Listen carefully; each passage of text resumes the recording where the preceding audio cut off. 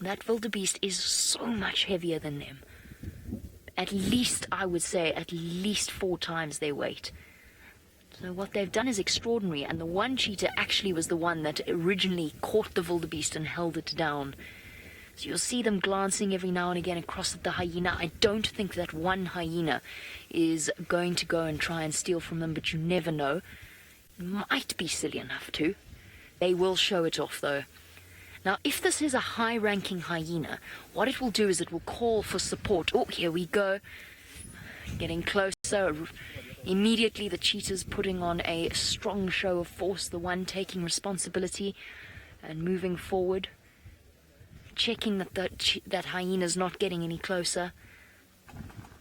Oh, here we go. That hyena is calling. It's calling for support. Now, how quickly can these boys eat? And how quickly will reinforcements arrive?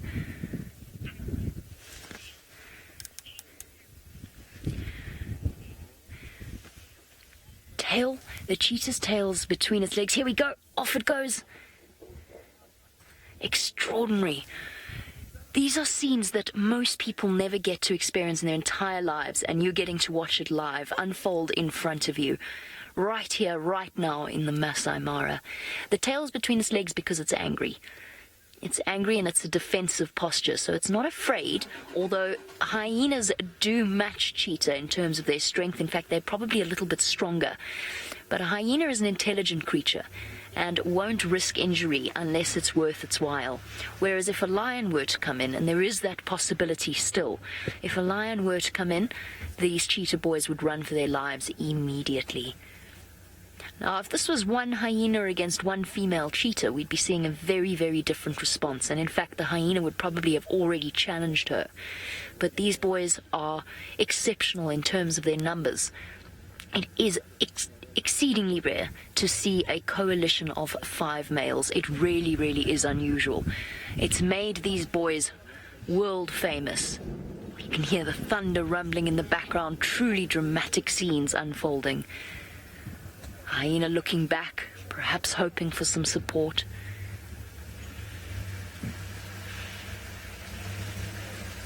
Laurie, I'm not sure about how many hyena there are in this clan. I'm not sure if this hyena belongs to the Talek clan, which is apparently over 100 hyena. But generally speaking, they won't all hang out together.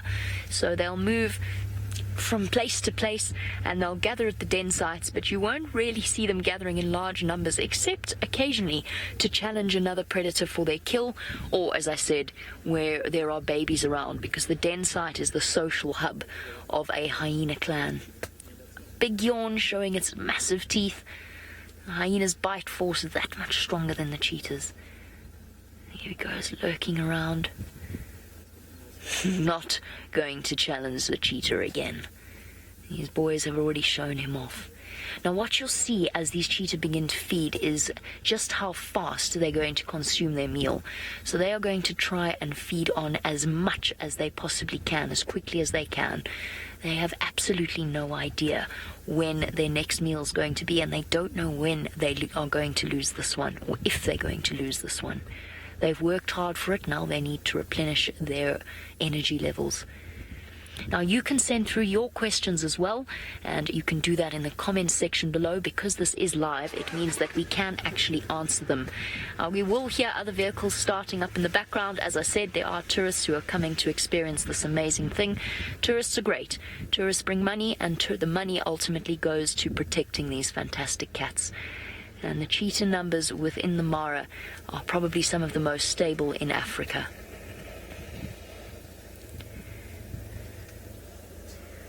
Here we go, tucking in bloody faces. Luckily, the wildebeest is now dead. Its suffering is over. And it's a really hearty meal for these 5 boys. Now, where they're going to end up is anybody's guess. They are dominant in this area around, for those of you who are familiar with the Mara, around the Runkai Valley, the Runkai River, and Talek region. And in turn, they've got to keep their territory safe and protected.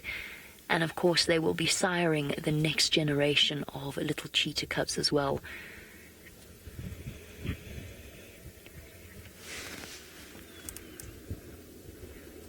Aaron, no, Talek is not in the Mara Triangle.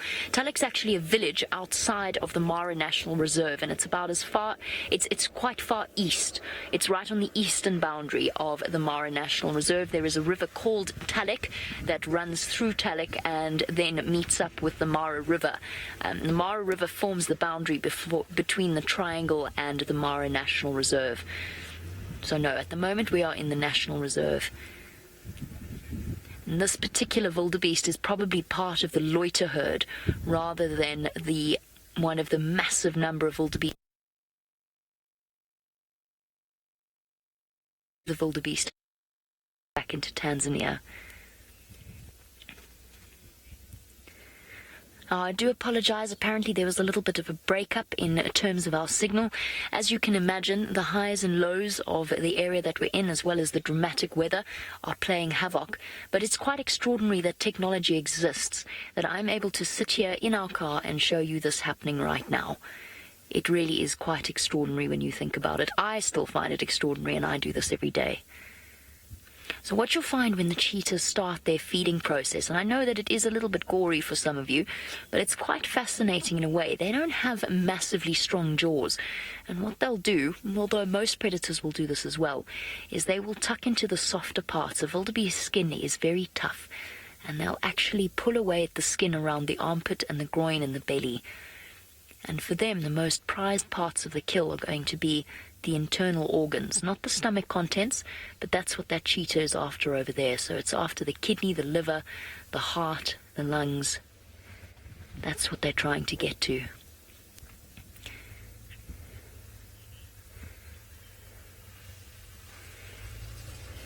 Richly, you want to know about the white sac that is now hidden behind the cheetah's head. You want to know what that is. That's the stomach contents. So obviously, as a ruminant, a wildebeest has a 4-chambered stomach, as well, of course, as the intestines. So that particular sac sits just like, most mammals. It's the organs, the main organs, the kidneys, the spleen, all of those are hidden behind the stomach contents, and the stomach contents sits the closest to the abdominal wall. So that's what they've pulled out over there. Now what you'll find is if they do manage to keep this kill, they'll probably pull that out and they'll abandon it on the side. And the reason for that is essentially that entire sack is filled with grass that is was being partially digested by this poor wildebeest. So that's really of no use to them at all. And it is also very, very smelly, which means it could attract attention. What is that over there? Is that a lion? It's a lion, it's a lion. There is a lion here. Here comes a lioness. Now there's a very good chance that I knew I heard lions in this vicinity. Now there is a very good chance that these cheetah are going to lose their kill. Has she spotted them yet? She's actually moving along the ridge of the road. I don't think there's any way that she's going to miss them. All right, now at any moment this lioness is going to launch herself towards them. Boyd, no. One lioness is sufficient. Where one hyena was not, one lioness is. And that is particularly because if she sees them, she's actually moving. She hasn't seen them. She's moving with intent towards some vultures that are behind me. I think she thinks that that's the kill that she heard. So she's come here because of the sound of the wildebeest, but she hasn't exactly figured out where it is yet. So she thinks it's the vultures. But in fact it is the cheetah's kill that are a little bit further away. The vultures were just resting there to try and dry after the storm. So she's going to investigate that, but I think any moment now she's going to see these cheetah. And the cheetah's body language is instantly tense because a lioness will be able to kill one of these cheetah. And even with all 5 of them standing up against her, she will still win. So it only takes one lioness. She's over double their weight. There's no way that they are going to be able to fight her off. And in fact, the most sensible approach for them would be to run away. That's quite interesting. She heard the general direction that this kill was in. How extraordinary. Nope, she's seen them. Now she's seen them. She's facing... Oh, no, she hasn't. She's facing the right direction. Yep, you can see the change in the angle. Now she's seen them. And these cheetah are probably going to be gone. In fact, they're already moving off. There they go. Cheetah are going. The cheetah are running off. Their kill is gone, and the lioness is coming in. These cheetah are going to keep running. They're going to duck between the vehicles that are up in front of them. There they go, dashing off. And here comes our lioness. She's going to... Even the hyena is running. And there we go. We have the answer to whether or not they would challenge her. She's not going to bother to try and chase them, I don't think. She's got an empty belly. She's hungry too. Martin... No, I think she saw it. So we have a question coming through from Martin. I think she saw those cheetah rather than she smelt the blood. And I could be mistaken about that, but I think the wind is blowing her in slightly the wrong direction. It might be that the smell caused her to look around. And there we go. The cheetah's hard work. Now you understand why they ate so quickly, why they gorged themselves as quickly as they did. All of that hard work is now done. And the kill belongs to this lioness. Now, because this kill is here, she probably won't chase the cheetah. She'll probably let them move off and go on their way. And unfortunately for them, they're going to have to keep searching. And that is that. There's no way that the Oh, here come the other two lionesses. Here we go. So she was slightly ahead of the group. These are the lions that I heard roaring earlier. There they come. I didn't know where they were, but I did know that I'd heard them, and I knew the general area that they were in. So it just goes to show, we tend to, or not we, people in general tend to revile hyenas as scavengers and praise the big cats for being hunters. But it's all about survival of the fittest out here, and lions will scavenge when they can. They will chase smaller predators away when they can. It's just one of those things. Just as those 5 cheetah males would try and steal a kill from a smaller predator. It's very much a circle out here. Really massive, strong lionesses compared to those cheetah. Callum, no, I'm afraid to say I have no idea which pride this is. I can tell you that I am in the Hammerkop region of the Mara National Reserve. I'm close to the Runkai Valley. And they're moving towards a place called Balloon Crossing, or at least that's where the cheetahs have disappeared off to. But as to which lions these are, I'm afraid to say I don't know. I'm pretty sure I will have seen them before because I've explored this area quite a bit, but I don't know which pride they belong to. And if any of you out there who do know which pride these lionesses belong to, please do get hold of us. We would love to know, and it helps to expand our knowledge of this area as well. It's only recently that we've properly been able to explore this corner of the Masai Mara. Now let's just wait until these lionesses come in. There's not all that much wildebeest to go around, and whilst it would have been plenty for the cheetah, you might find that there's a little bit of growling and fighting between the lionesses as they establish themselves at the kill. One lioness is already well and truly tucking into her hard, well, I was going to say hard-won meal. She didn't really work that hard for it, did she? Jenny, you want to know if the cheetah managed to eat much of the kill, which is, of course, what we're all wondering. Not really, unfortunately. They didn't even manage to remove the stomach contents. You can see they've chewed around the shoulder, around the armpit region, and they have managed to eat quite a bit of the back end. But it's a good meal for a cheetah, but it's not sufficient. So that is why cheetah hunt as often as they do. They're actually very successful hunters when you compare them to a lion or a leopard. Oh, that was weird. I was expecting her to go straight in, but she just did a little... almost like she changed her mind. She's got a much fuller belly than the first lioness. So no, the cheetah will hunt again. As I said, they're more successful than the other big cats in terms of their hunting success, but they lose the highest percentage of their kills to other predators. Cheetah really are the bottom of the food chain. Oh, lioness. Endearing herself to all of us. Perhaps she felt as though she needed to salvage their reputation. You can see the lioness on the right growling.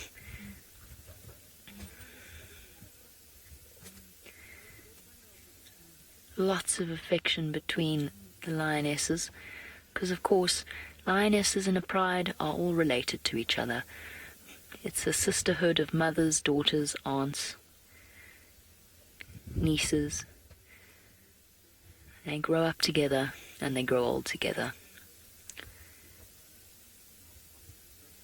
And just like that, the drama has played itself out. We've gone from sleeping cheetahs in the rain to hunting cheetahs to scavenging lioness, all in the space of less than half an hour. Quite an extraordinary aspect of the Masai Mara. This will bring to the end of our action broadcast, and what an action broadcast it has been.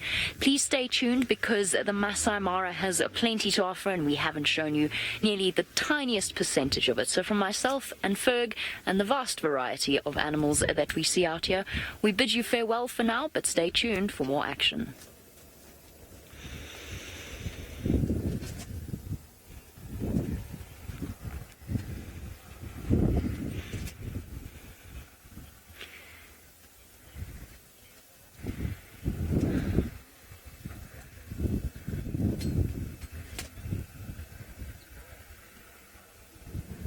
Okay. Whew. A very good afternoon to all of you, and welcome to the Sunset Safari. That was quite an extraordinary start. My name is Jamie, and this afternoon Fergus is on camera with me, and you can get hold of us in the usual way, which is to tweet us on #safariLIVE on Twitter. You can send through your questions and comments. Perhaps you would like to share your thoughts on what just transpired in front of us. We're going to send you over to Taylor for now, because we've had an action-packed afternoon here, but it sounds like there's even more action across the Ngama football pitch.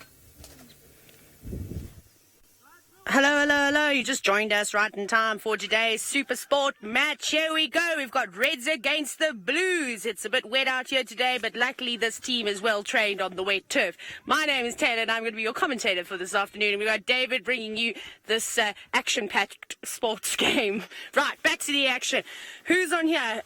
Roll, and we got a goal! Djuma! Woo!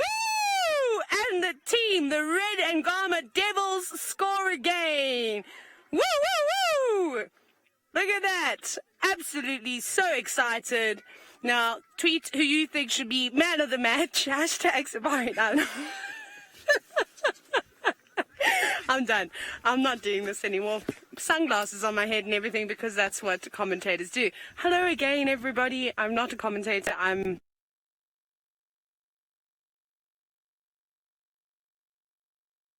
guides and chefs. Oh, sorry, I believe the gremlins are attacking during the sports games, so even they seem to be here too. Now we can say that they live in South Africa, in the Masai Mara National Reserve, the Triangle, and also on the football pitch. So sorry about that, everybody. Okay, we're going to not watch the sports game anymore, but anyways, basically Ngama and a couple of other lodges from the western section of the Triangle have all got together and come and have a bit of fun and play together, which is quite nice. It's a sort of common thing around the lodges, whether you're playing touch rugby or soccer, a spot of cricket, whatever floats your boat. But we're not the only girls out here today, although Tristan's not a girl. Let's go back across to Tristan while I desperately try and compose myself. Lodges playing soccer, and most of the lodges out here actually do have soccer teams, and I myself have partaked in some of those games. But a very warm welcome to Djuma Game Reserve and to South Africa. It is a wonderful afternoon, actually. We've got a bit of cloud cover, so it's not too hot, not like yesterday, and everything seems quite promising for this afternoon. Now, as Taylor mentioned, my name is Tristan, and on camera today I've got VM, the Wildebeest, and it is live and interactive, which means #safariLIVE or YouTube chat, should you want to get hold of us. Now, the plan is for this afternoon, VM and I have been discussing this at length this afternoon, is that we feel that there's something strange in the air. So we both think that there might be something uncommon, rare, or something unusual lurking about. We've surmised that it could be Mvula, it could be Shongile, it could be something like that. So we're doing all different parts of Djuma today. We've decided we're going to drive all the places that we haven't been driving and that we've been neglecting. So now we're on the new road right up on the western boundary. We're going to go up towards Sydney's Dam, and we're going to check all along the Buffelshoek boundary, and then we're going to come down towards the Mulawati and check Twin Dams much later in case Hasana's there.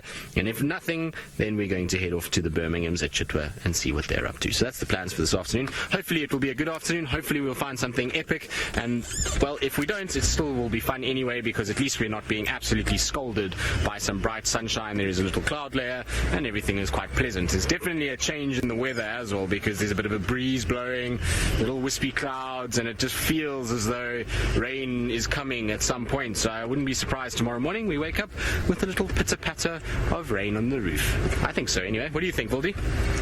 Yes, Vildy also agrees. He hopes so as well.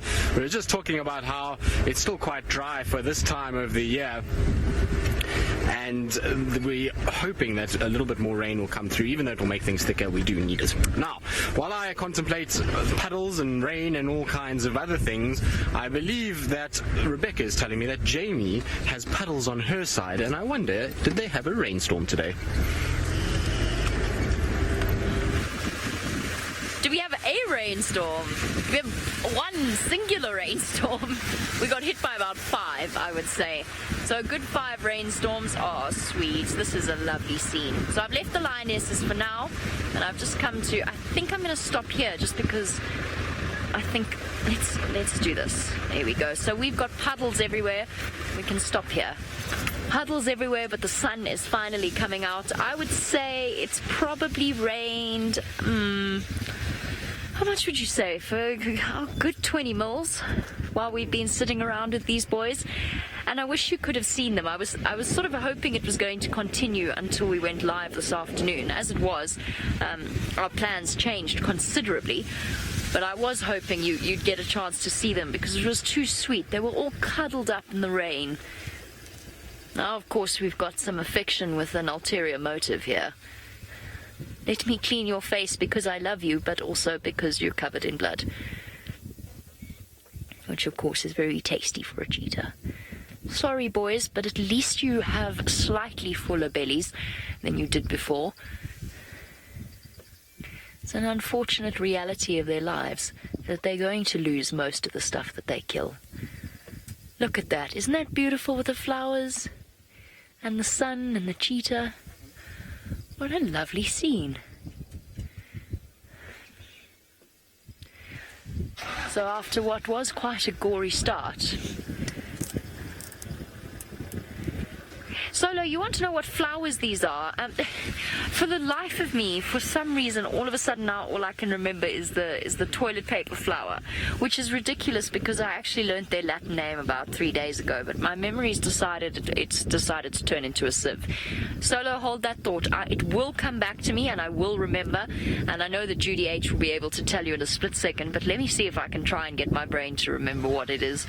They're all over the Mara at the moment. And I know their name.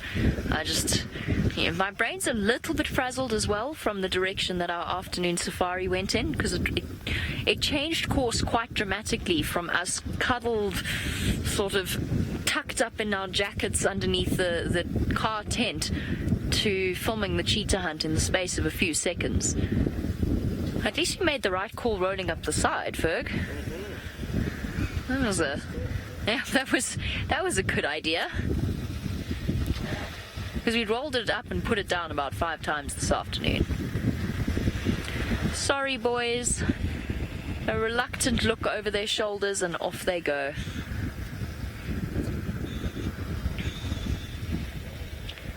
Ilana, yes, they can. I mean, one hyena they could protect the kill from, absolutely, these 5 boys, which we saw. And in fact, even 2 or 3 hyena might be a bit intimidated by the prospect of 5 cheetah males. And in fact, I would say that a leopard would think twice about tangling with these 5 boys as well.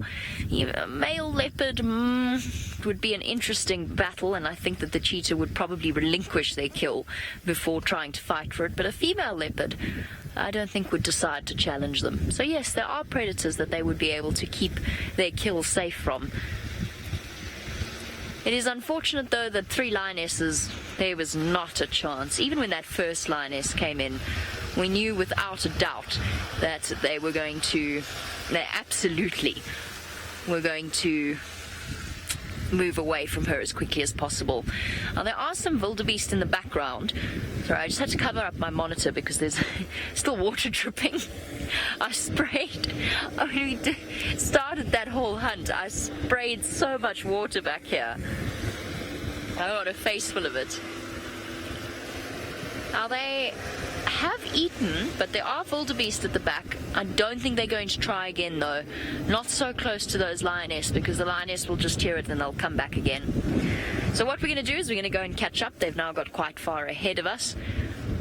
And we'll make our way onto the next ridge. And just to warn Bex, who is in the director's chair this afternoon, just to warn you, I'm not sure about that dip. I think we should be okay, but I'm not 100% sure in terms of signal. Oh, there's another car behind me. One day I'm going to reverse into someone.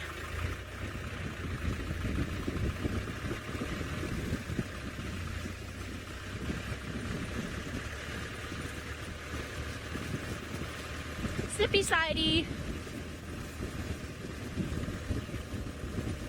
Okay, I'm going to slip and slide my way to get ahead of them and onto the top of that ridge. Let's bounce ourselves back across to Tristan in South Africa, who I imagine hasn't had to slip and slide in mud for quite a considerable period of time.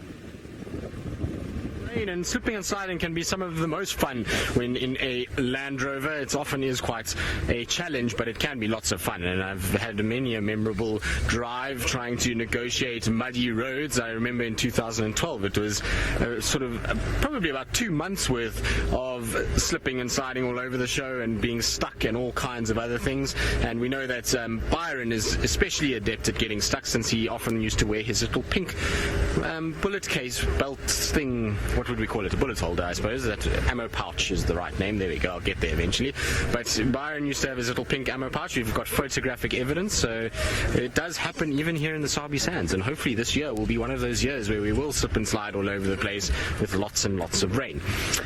But alas, besides where we've kind of driven, there's not really been much going on. We have seen very little. A few trucks for impalas. There's been... that's about it, actually. I haven't really seen anything else. Not even any birds to be speaking of just yet, which I would assume would be the case. It is still quite warm. Even though there's a bit of cloud cover, it is still a little on the warm side at the moment, and so most of the birds will probably still be in the shade and not too active. And you'll find that a lot of the raptors will still be circling and riding thermals, looking for food, and you'll find then a number of the animals are still sitting in the shade. Now, there is a little bird that just flew off. I think it's a golden-breasted bunting, but you can't be too careful at the moment. There are a couple of the cinnamon-breasted buntings around as well, but I think this individual, there it is on the bottom right, Fildy. Bottom right, there we go, a little bit more, there we go, there it is. Yes, it's a golden-breasted bunting, so that is what we have there. And they are beautiful birds. From the back, they look so drab and dreary and as though there's not really much colour there, and then all of a sudden they turn around and bang, they hit you with this bright yellow, kind of orangey colour. It is very, very pretty, and then they've got that black and white facial mask that you see there. It is very cool to see. I like these little golden-breasted buntings, and they've been prolific in this early part of summer. We've seen them all over the place, particularly at Treehouse Dam. It's actually one of the best places to see them. I was sitting at Treehouse Dam the other day with Osana and watching how many of these came down to drink. It was actually staggering to see the amount of these guys around. So nice to see again, and a good way to start off our birding afternoon. I think while we're kind of driving around all these sort of explored areas from the last few weeks, I think we're going to do a bit of birding. See, maybe there's some nests that we can discover that we haven't seen just yet. Ultimately, all these areas are areas that I haven't spent too much time. For a second there I thought there might have been a European roller, but it's a lilac-breasted roller that's sitting on top there. I just saw a bit of blue coloration just on the right here, Vildy, on that dead tree, and so it's actually a lilac-breasted roller. But as I came around the bush, I just saw this kind of blue bum, and I was thinking to myself, I wonder if it could be a European roller. It would of course be way, way too early for them. Generally the European rollers are only arriving in about December, so this would be very early. But sometimes it happens, and you never know if there's been a few storms or high winds north of us that sometimes blow some of these migratory birds down a little earlier than normal. Now, I also hear a black-bellied bustard here somewhere. It called quite far away. I wonder if it's not further up ahead. Did you hear it, Vim? I don't know where it is. They are masters of camouflage, these black-bellied bustards. Even though they have this bright black chest, if they've got their back to you and they're not close, it is very difficult to see them. But I want to just check. There's a couple little raised points, and black-bellied bustards love to sit on raised points and call. And so I wonder if maybe on that termite mound over there is not where our black-bellied bustard is. It could be. Come on, black-bellied bustard, show yourself. No, not on the termite mound, unfortunately.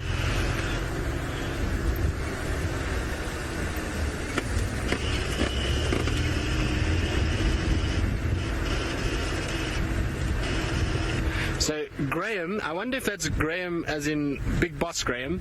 He says a challenge for summer, a thick-billed cuckoo on camera. Sure thing, no problem. I will do my level best to get a thick-billed cuckoo on camera.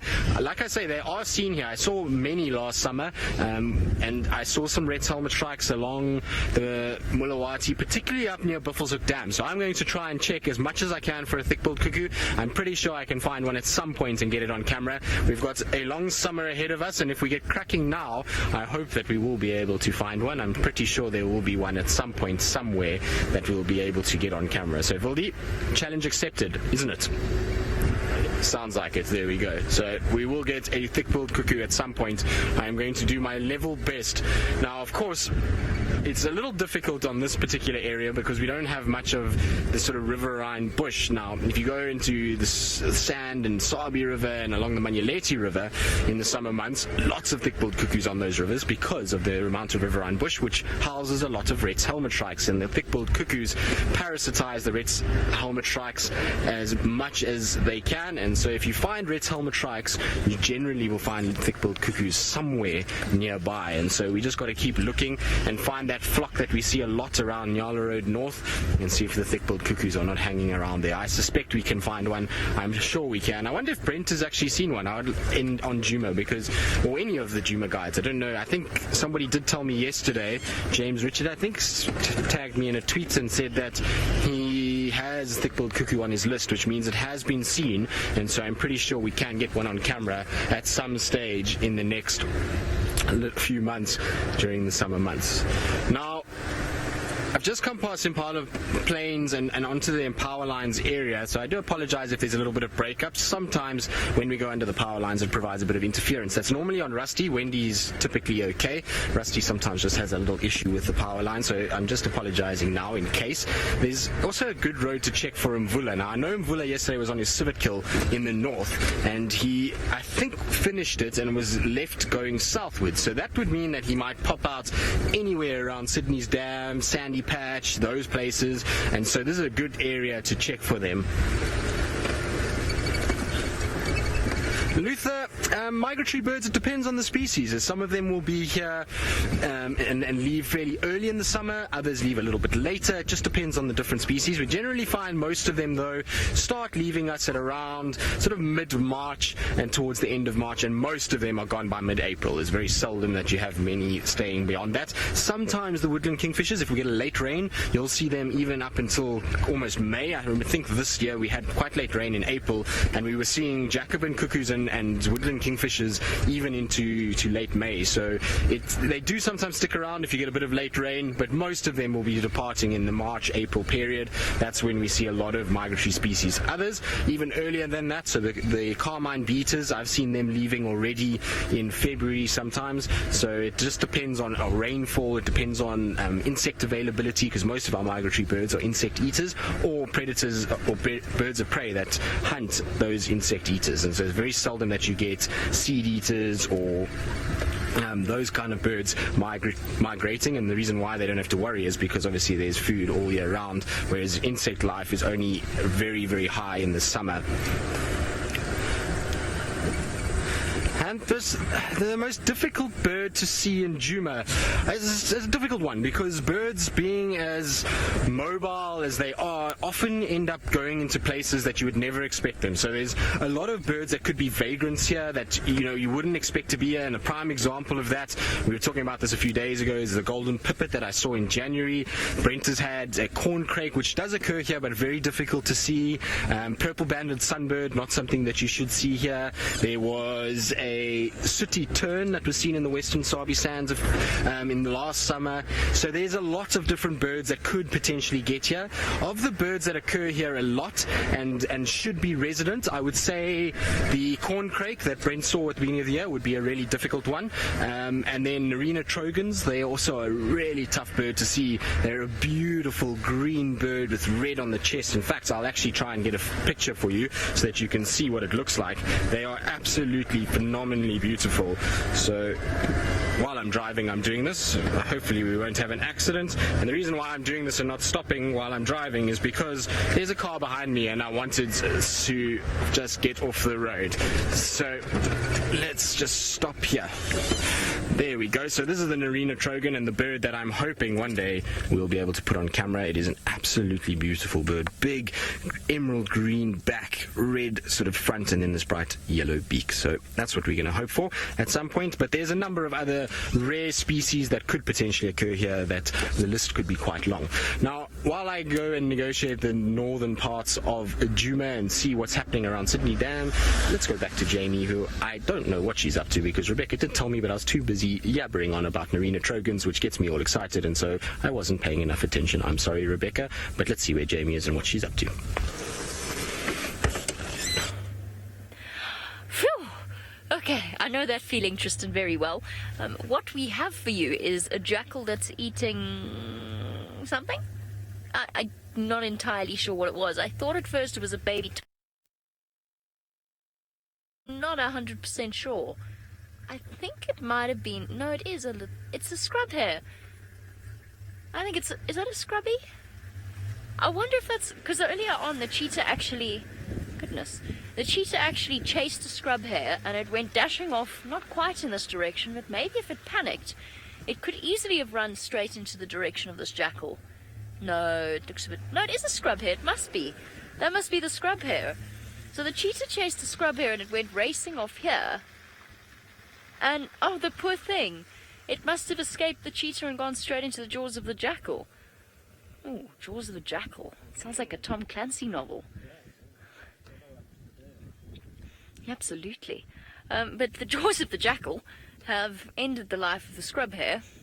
Doesn't have quite the same ring to it when I say it like that. We're sitting on the top of the ridge, and the cheetah are actually making their way, or were making their way in this direction. So there's a chance, depending on how the situation plays out, there's a chance we could see the cheetah steal from a jackal.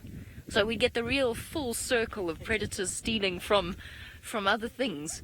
But now they've just gone beyond where we can see them. Unfortunately, we don't have signal down in this gap.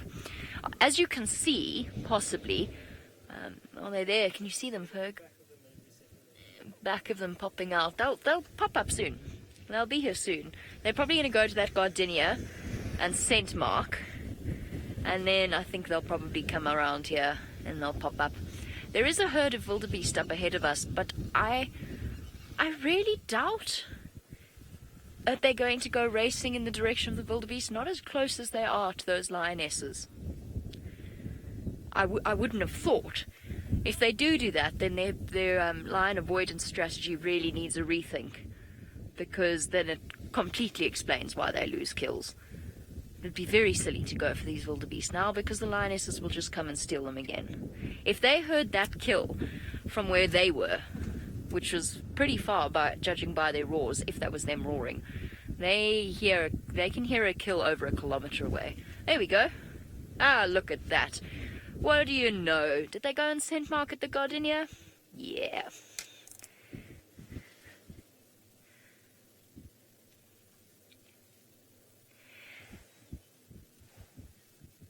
So as our cheetah approach and scent mark on the gardenia and make their way in the direction of our jackal that's nibbling on a scrub hare, Alan, jackal and hyena are not related. Well, I mean, if you go back far enough, yes, they are related because they're part of the carnivore order. But no, they are not. Jackals are part of the dog family. They're a true canid. Whereas hyenas are part of a completely separate family that is not a cat and not a dog. It's called the Hyenidae family, as I suppose makes sense. No, they are not, and if you go back in terms of their family line, they are slightly more closely related to cats than they are to dogs.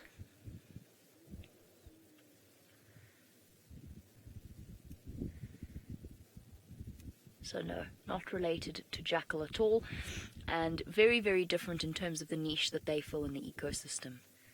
You're not surely going to do it, boys. Surely not. I don't think so. Look at that, clean faces. Completely cleaned. After their very rapid lunch. It's a wonder they don't get indigestion.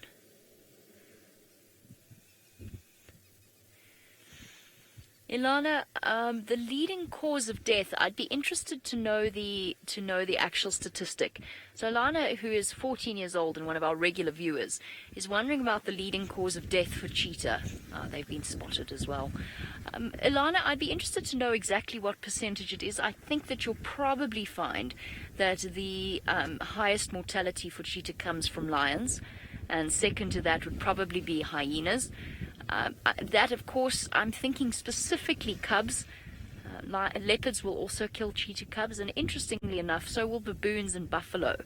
And in fact, I think you'd find, especially in places where they really have found a secret and safe den site, something like a baboon or a leopard would be more threatening to their cubs than, say, a lion up towards the rocky areas.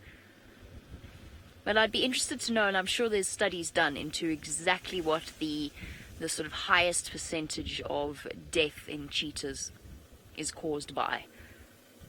My money's on lion. Lions often go out of their way to kill other predators. Nothing wrong with that. It's just one of those things. It's their natural instinct to reduce competition, and the fact that they're just the biggest thing out here makes them the biggest threat. Look how soggy you are still. You can really see how much it rained. They must be absolutely drenched. Okay, you've still got a little bit of blood on your cheeks. Your buddy missed a spot. They're interesting, these five musketeers. They really are fascinating to watch. They go from cuddling together to fighting to scrapping. I'm going to go for the jackal. That chase. Oh, I can't reverse, unfortunately. I'm sorry, Ferg. There's a person behind me. I can't redirect us. Oh, there goes the jackal with the scrub hair kill. Are the cheetah going to go chasing off after it? Let's see. Let's stick here for now. They're going to pop out from behind this car shortly. No, I think the jackal got away scot-free there.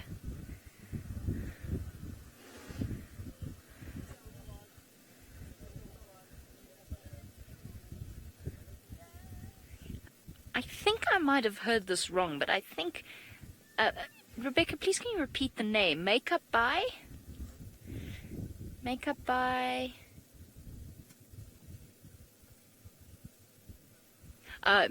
Asia. Right, Rebecca, I think, read my mind as to what I'd heard. Makeup by Asia. Jackals live in family groups, so they're monogamous. They have their own little territories, and they live a male and a female together, and then they pups as well. So once they raise a litter of pups, the lovely thing about jackal is that they will actually keep they'll stick around their mum and their dad and help them raise their next set of siblings. So they'll actually help to raise the next set of pups, which I find quite lovely about them. One of my favorite things about jackal. They're really truly fascinating little creatures. And I'm sorry that I missed the scrub hare hunt, because I've never seen one before. I've never seen a jackal hunt a scrub hare.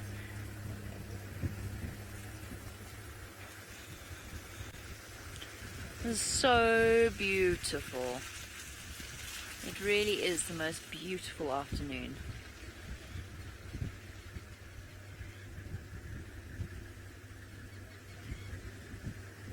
Here come the lapwings. They're sniffing around where the jackal had the scrub hare kill, looking to see if there's anything remaining. I'm so impressed with that jackal. I can't believe it got away with that, actually. It's probably because they're a little bit tired after the drama of the past hour or so. Oh, just trotting to catch up. Sometimes they trot like that, and then all of a sudden a fight breaks out without any apparent cause. Okay, everybody stop to sniff. Yep. Scrub hair, all right. and jackal. Off Dart goes. That's D'Artagnan with the collar.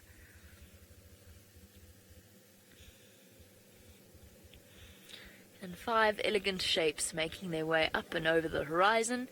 And would you know it, back to balloon crossing. Or at least in the vague direction of balloon crossing. My personal Bermuda Triangle of the Mara.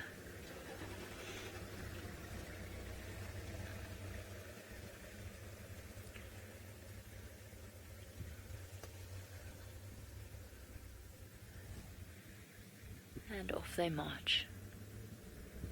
And of course, we are all gently serenaded by the sound of the vehicles as they drive past.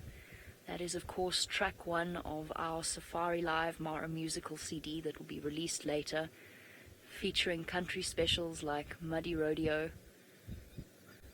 And the melancholy blues number, Is That a Lion or Am I Sleep Deprived? And a hard rock number featuring guitar and vocals by James Hendry. Dust in my eye, and a bug up my nose, and a car in my shot. And a special bonus track, which is wildebeest canoeing for 6 hours.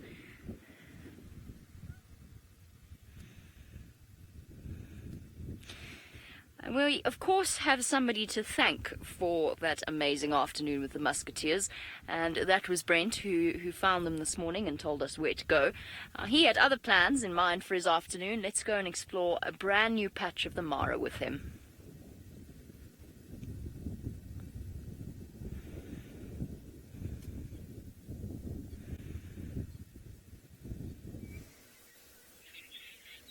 Welcome everyone, and we are in about the most far-flung reaches of the Mara we've ever been. And we did try to show you a waterfall or two on the Sand River. Unfortunately, it was just beyond our reach. But as I say, we are expanding constantly, and one of the things that we've been doing at the moment is exploring new areas of Mara and working out whether it is worth popping up antennas and whatnot to reach certain areas. And I must say, I'm slightly in love. It is incredible. It is so, there we go. Sebastian agrees. It is so different from the rest of the Mara. So we're in scrubland. We've had a lot of leopard tracks. This is one of the few areas you can actually track. We're on quartz soils with sand roads and lots of hilly areas and lots of black rhino sign. We haven't seen them yet. Well, the only thing we've seen so far is lions and a waterfall. And we're right.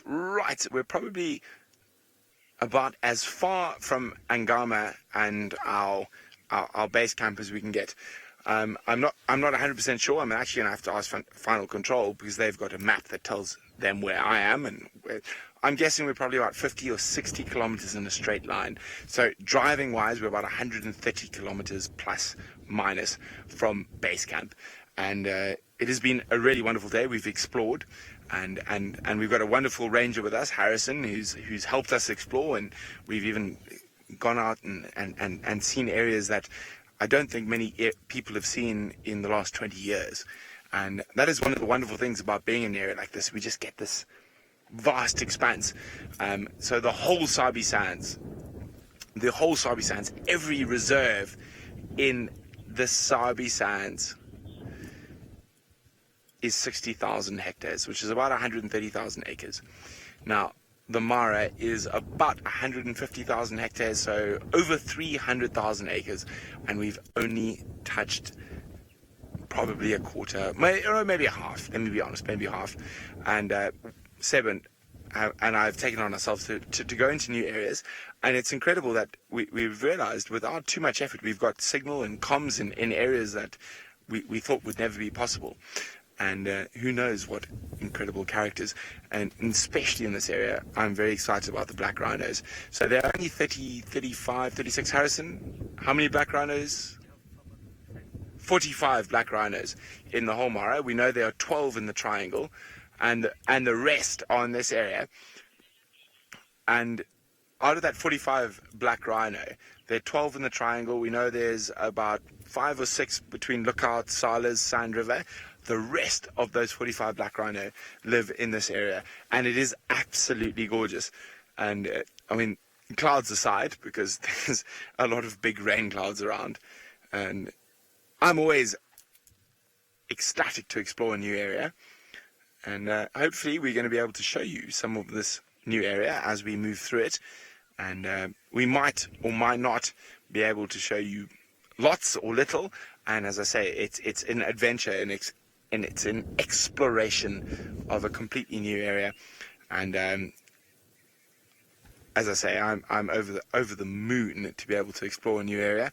But Taylor has some elephants, but hopefully we're going to be able to share a bit more of this area with you. But as I said, Taylor, I think she might have even gone back to the same herd of elephants she had this morning. But hopefully we've got some fantastic creature like an aardvark, or I'm feeling aardwolf. That's what I'm feeling this evening, and I'm being overconfident. But let's go see Taylor and her Eddies.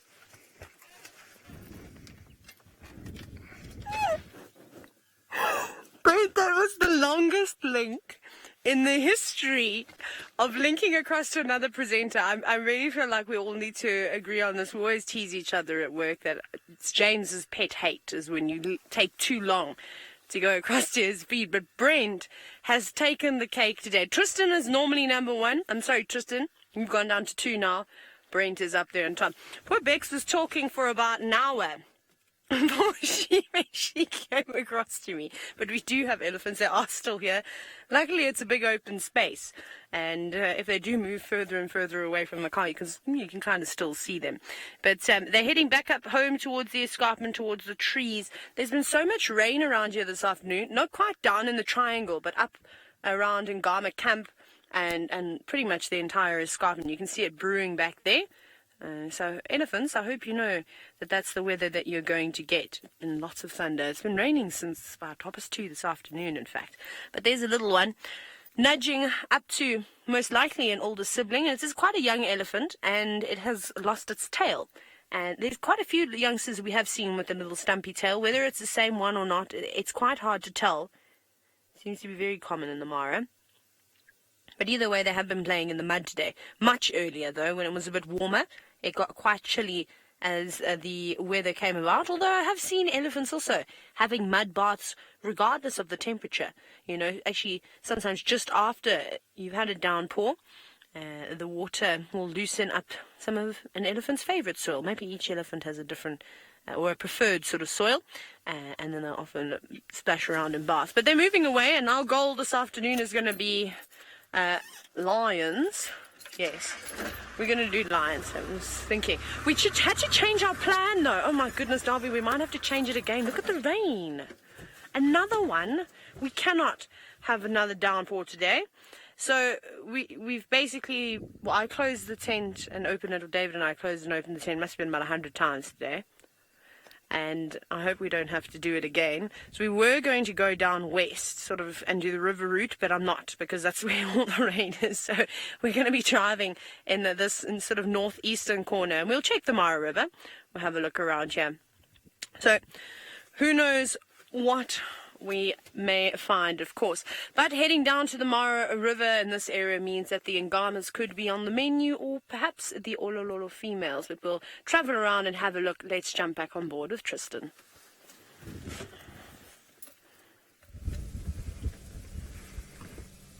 Well, I wish you luck, Taylor. I hope that you do have some success and that you do not get rained on too much. But we have managed to find 2 little cute hyenas of our own. So this is going to be quite a short sighting, unfortunately, because there's no adults around, so we're just showing you a quick glimpse of them.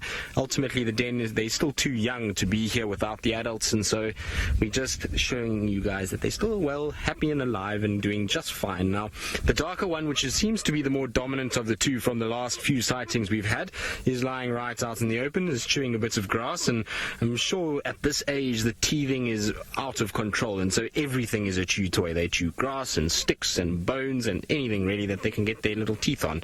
And the other one is lying quite safely inside the den at the entrance and looks very fast asleep. I suppose it's a snoozy kind of day. It's a warmish, clammy afternoon. There's a bit of cloud cover, a bit of a breeze, and so why not take a little afternoon siesta and take it very easy.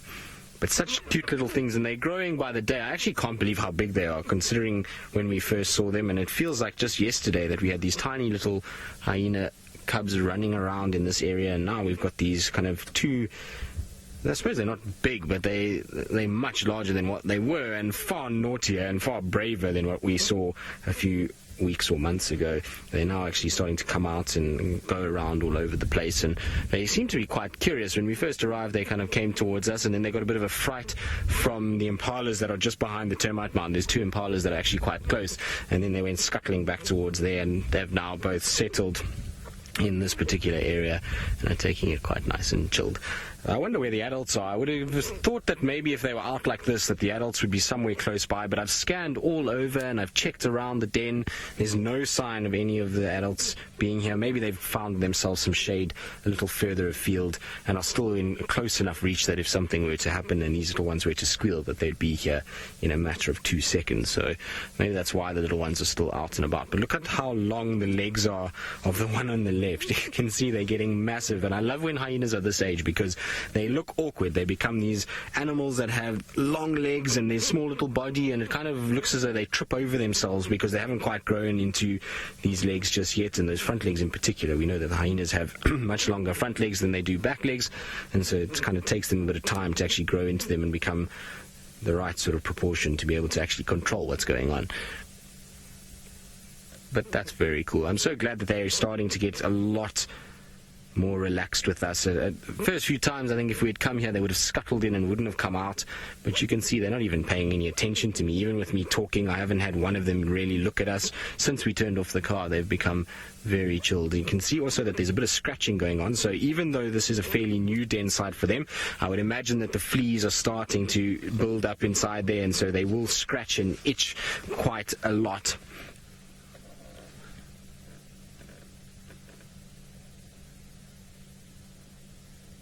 So Lana, who's 14 years old, Lana, so hyenas have a bit of a different system to what the lions do in terms of introducing their young ones to the clan.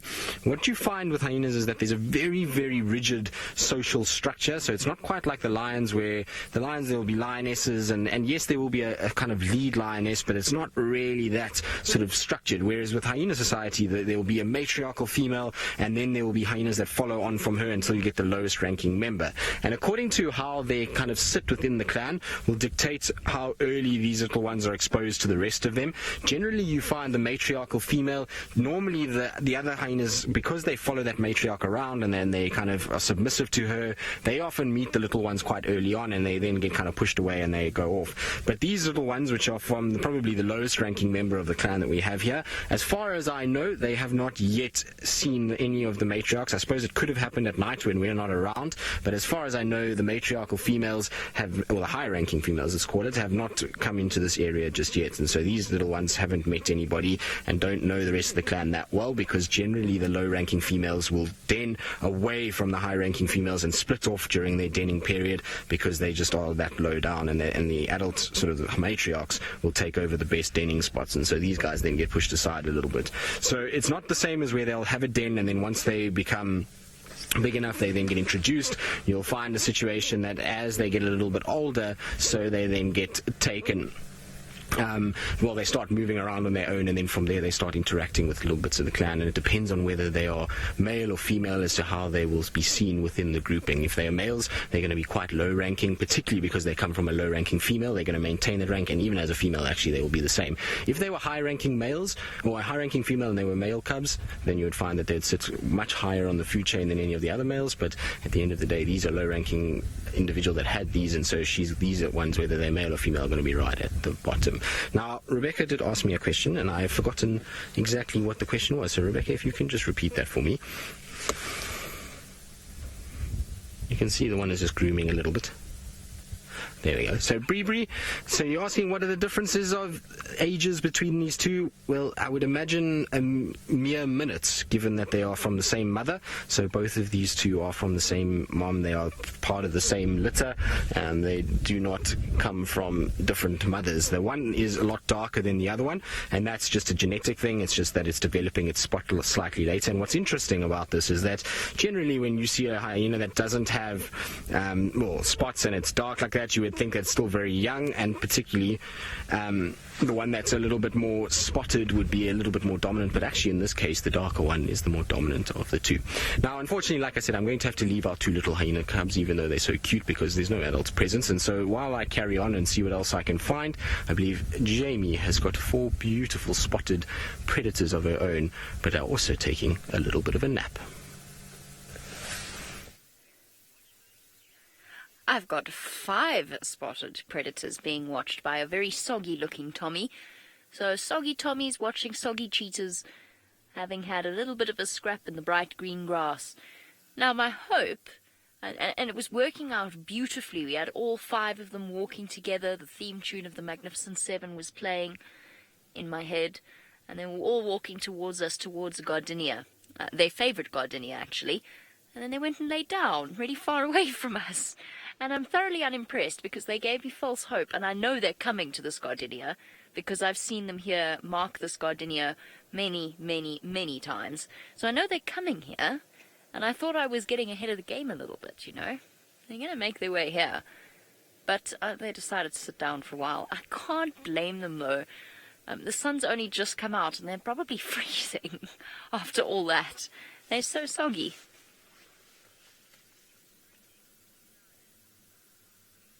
Alana, you want to know what would happen with cheetah with similar genes if they kept breeding? Funny thing is that cheetah do have very similar genes. Of all of the animals out here, there is very, very little genetic difference between individual cheetahs. And that's because there was a bottleneck quite a long time ago, so about 10,000 years ago, possibly even longer. Cheetah, there were very few cheetah left in the world, and as a result, those cheetah bred with each other and created a situation where there's very little genetic variety between cheetahs. So in theory, you could graft... Excuse me. Excuse me. You could graft skin from one individual cheetah onto another. I'm really sorry if that gave everyone a bit of a fright. I didn't have time to give you a warning. So this is what cheetah do. Is cheetah very similar to each other, do breed with each other. If, let's say, you were to get a situation where a very limited population of cheetah kept breeding, you would have a situation where you'd have inbreeding, and that is what often results is you get genetic defects. And usually 1 or 2 generations is okay, but if that inbreeding continues, then you'll start to get things like dwarfism, which I've seen in lions before, and it was one of the most depressing things I've ever seen. In one of those highly, highly unpleasant cub petting areas, and it just so happened that we were driving past, and some of these cubs came to the edge of the fence and looked at us, and they were clearly suffering from a form of dwarfism. They had stunted legs, and it was really very sad. So you get those sorts of genetic abnormalities. There's also a situation where you find that the cheetah are not resistant to disease or change, which of course is one of the reasons why cheetah are endangered as it is, because they don't have that same resilience that other species do that have different genetics. I can't do it anymore. I cannot sit here and watch these cheetah and listen to the guinea fowl alarm calling. I'm sorry. I can't, not for the second time today. I had to ignore them earlier because these guys were about to get up. I have to go and see why they're sitting in the tree and calling. They're not alarm calling as much as they were. We'll come back here. These boys are coming this side. They're not alarm calling as much as they were. Maybe they're not sitting in the tree. Maybe that's a vulture and some shadows. Let's just go find out.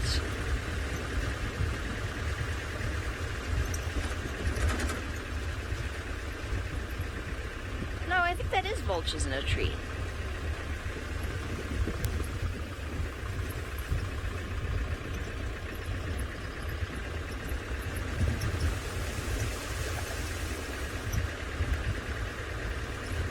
Now just bear with me one moment, because I think I've made a mistake.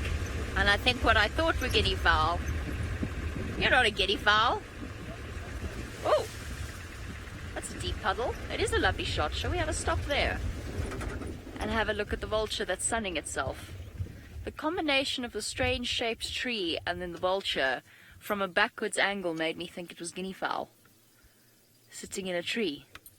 Rebecca, sorry, please remind me of that name again. I actually didn't hear you this time around. It wasn't that I wasn't listening. I couldn't hear you.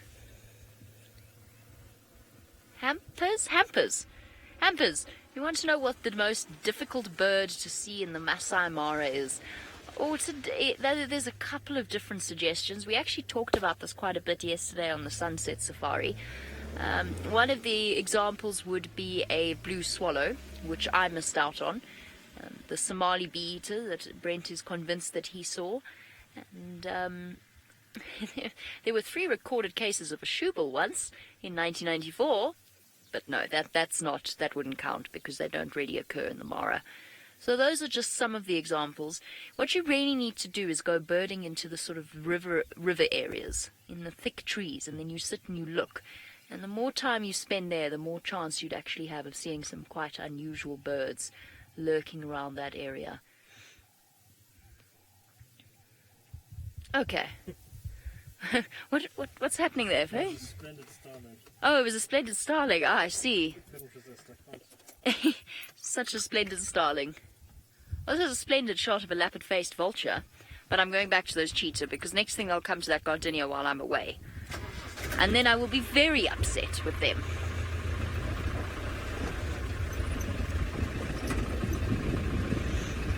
Okay, I'm going to get back to where our cheetah are making their way towards. Let's go across to Taylor. I didn't hear what she has, and Rebecca's not entirely sure what it was.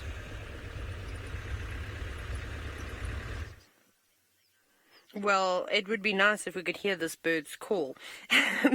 But Jamie, enjoy your cheetah sightings. Now, David has already shouted at this bird. He said, "Don't you dare," because it looked like it was about to fly, just as we were linking or being linked to. And that's the common thing with birds. But this is a white-browed cuckoo, and because we've had so much rain, it is truly fitting. And I've been listening to them for most of the day, calling. It looks like it's about to jump out of frame, and off it goes. Just hopping to the next branch, but very nice. And I'm still waiting for the day that I can get a sighting of one hunting and chasing a lizard or a snake or, big armored ground cricket or, I don't know, something through the grass and then devouring it. So we had some little whispers in the non-existent wind today that there are a couple of lions not too far away from us. Sounds like 2 males and a female. Whether they're mating or not, not sure. We're going to have to go and find out. Could be quite interesting with 2 males around. We know that they'll sort of compete for dominance. So that could be quite good, but we just need to try and find them now. And I think that they're closer towards Little Governor's Camp. So it's not too far away, except I've just chosen to drive on the bumpiest roads today. Right, making sure I actually see where I'm going and don't drive us into an area where we're going to get stuck. I actually see some vehicles up ahead, so I wonder if that means lion. But before we even get to the lion, there's a couple of buffalo around too. Okay, not much around in terms of food for lions. A few warthogs here and there and a couple of buffalo, which is quite normal. But I'm actually going to try and concentrate on navigating these roads and head towards the lions on the cars. Let's go back to Brent. It looks like he's in the jungle.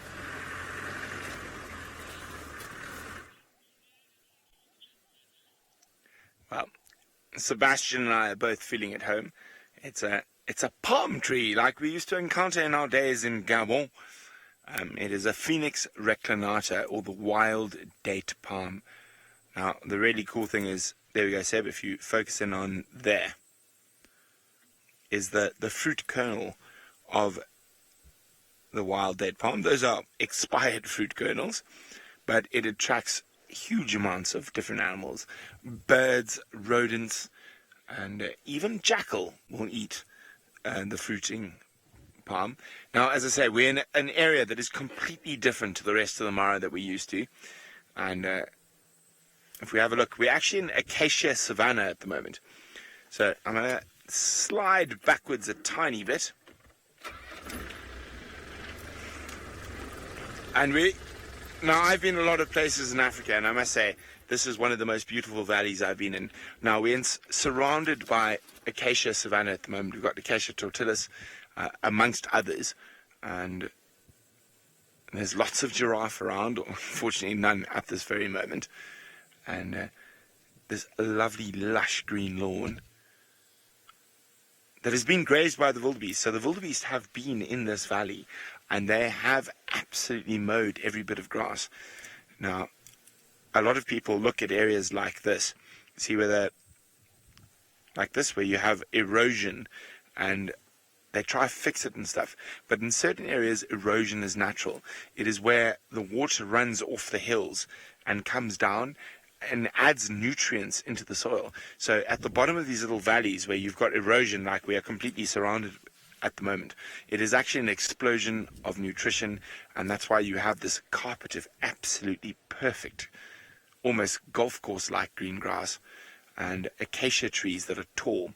Now the elephants come through here and they will feed on this, but acacia trees, and especially in this proximity to each other, will have that chemical defense to send elephants moving along. So a whole area, maybe 200 acres of acacia trees, if one acacia gets fed on too much, the acacias will talk to each other through chemical signals, and the elephants will have to move. And I must say, this area is just absolutely astounding.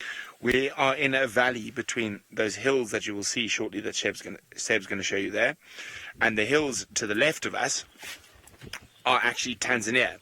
So just beyond us is Tanzania. And Harrison, how far? 1 kilometer, 500 meters, Tanzania. 1 kilometer from us is Tanzania. And it is, for me, so astounding. It is so different from the rest of the Mara. And Riti is wondering about the Phoenix reclinata, or the wild date palm, which we have seen more in the last 45 minutes than I think I've seen in my whole 6-7 months in Kenya. There's a lovely big one right there. And Riti's wondering if that fruit is edible to humans. It is. And not only is the fruit edible to humans, and Sebastian, being from Gabon, will know about this quite well. If we go down onto the stalk, you can tap the stalk. Sebastian, how much palm wine have you drunk in your life? There's a giggle. Never, which we know is a lie. So there's an alcoholic beverage in most places in Africa where the Phoenix reclinata occurs, which might be a little bit stronger than a glass of water, that is made from different palms. And Phoenix reclinata is actually one of the best palm wines. I must say, to be 100% honest, I find palm wine absolutely vile. I do not enjoy it. I do not think it is nice. But Sebastian, what do you think of palm wine? Musungu. Mzungu. Yeah, Musungu. Mzungu. Oh, Mzuri. Sebastian likes palm wine. I think it's horrible. Absolutely disgusting. Clayton, you are spot on. When these palms fruit, the elephants will definitely feed on them. Now, what I find incredibly interesting about palms in general, whether it be a wild date palm or a lala palm or a Hyena palm, different palms occur all over Africa. The elephants will feed on the fruit when it drops, and that fruit is already dropped. That is an expired flower. They will not break down the actual branches of the palm, and they will not eat the leaves.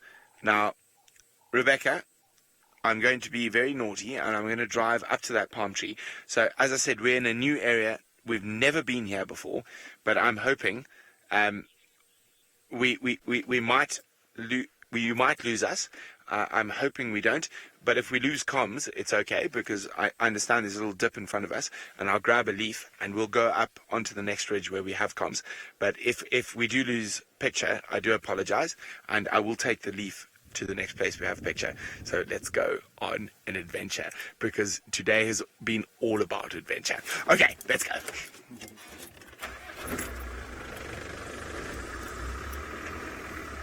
And poor Sebastian, his first ever with me. Sebastian's loving it, but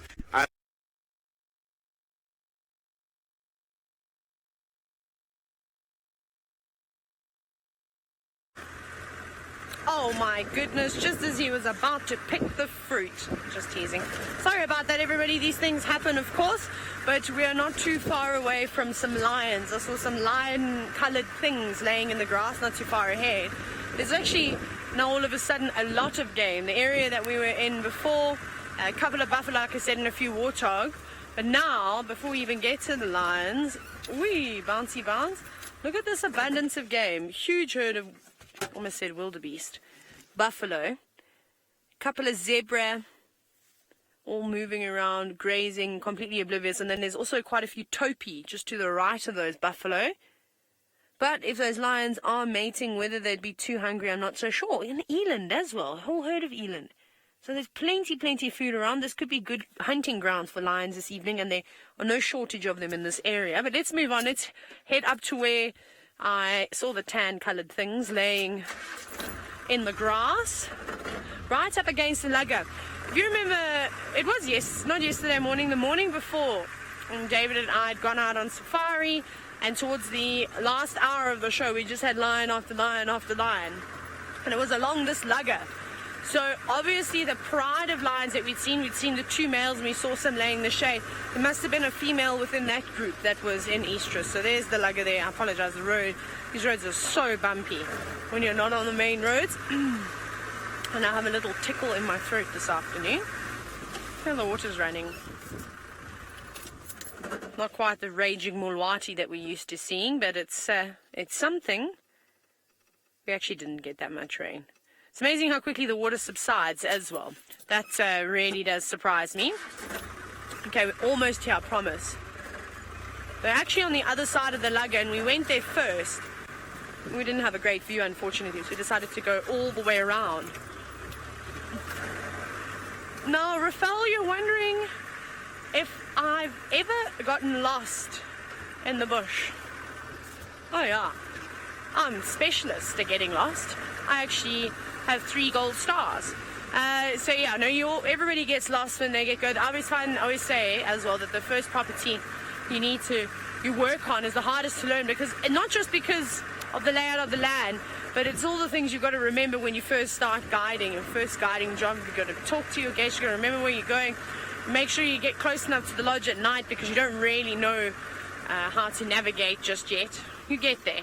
It takes a bit of time. But here we are. Isn't this beautiful? Now, Brent was in an oasis earlier. I think that this is quite pretty. I love the little bits of vegetation that do grow along these luggers. And I can't see the second male.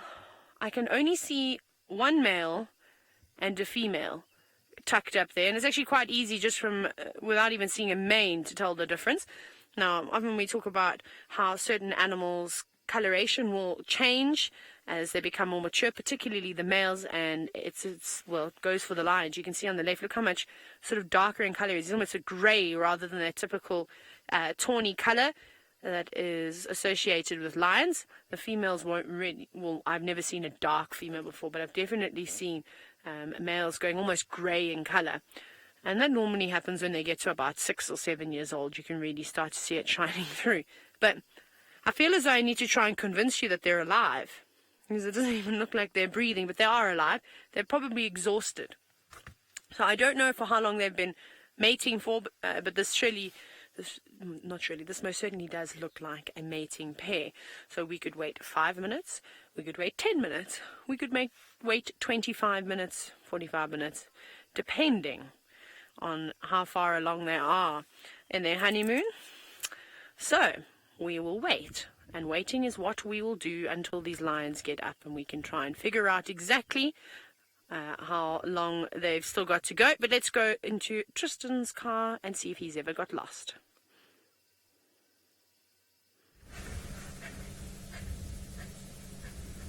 Well, hopefully at some point, Taylor, they'll get active and provide a show. But what we've got is a migratory bird, and since we've been discussing birds most of the drive, this is a lovely bird to see. It's a Wahlberg's eagle. In fact, there's two of them here, and they've been quite vocal. They were flying around, and Wiem did a fantastic job of tracking them all the way towards the tree, and so it looks like both dark form individuals. So there it goes, flying off towards Gowrie Dam side, and you can see once it takes there, look at how long that tail is and rectangular. It's such a good IDing feature. There's no other birds really that we see that have a same kind of structure, and the other one is just above us here, so I think maybe it might be flying around towards where the other one is perched. You can see there it is sitting, and this one is not as dark as the one that flew off. This is slightly more kind of rusty brown than it is very dark, although actually now that I look at it, I suppose it is quite dark as well.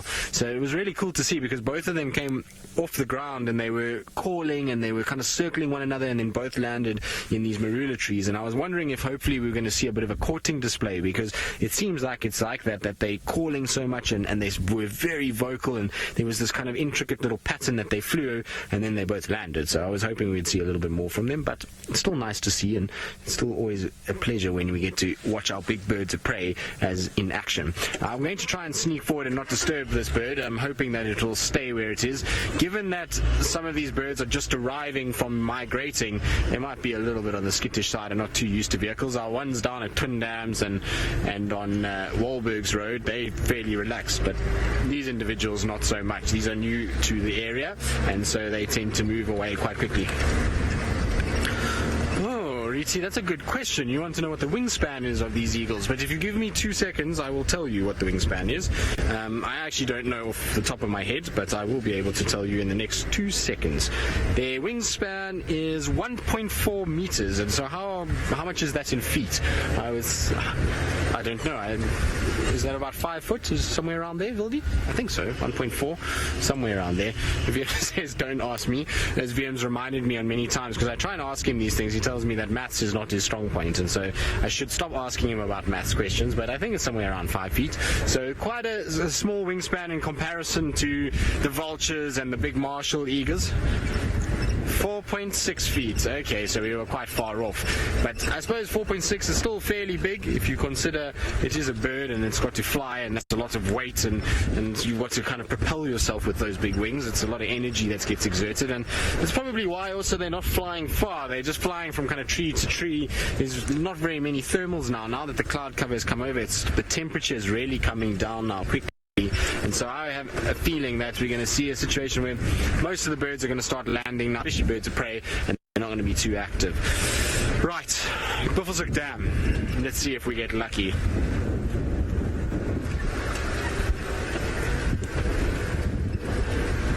Riti, you're asking if eagles will call to mate or if there's danger around. I don't know if it's they're calling each other to mate, but there's definitely will be calls to announce themselves and to kind of attract attention to them.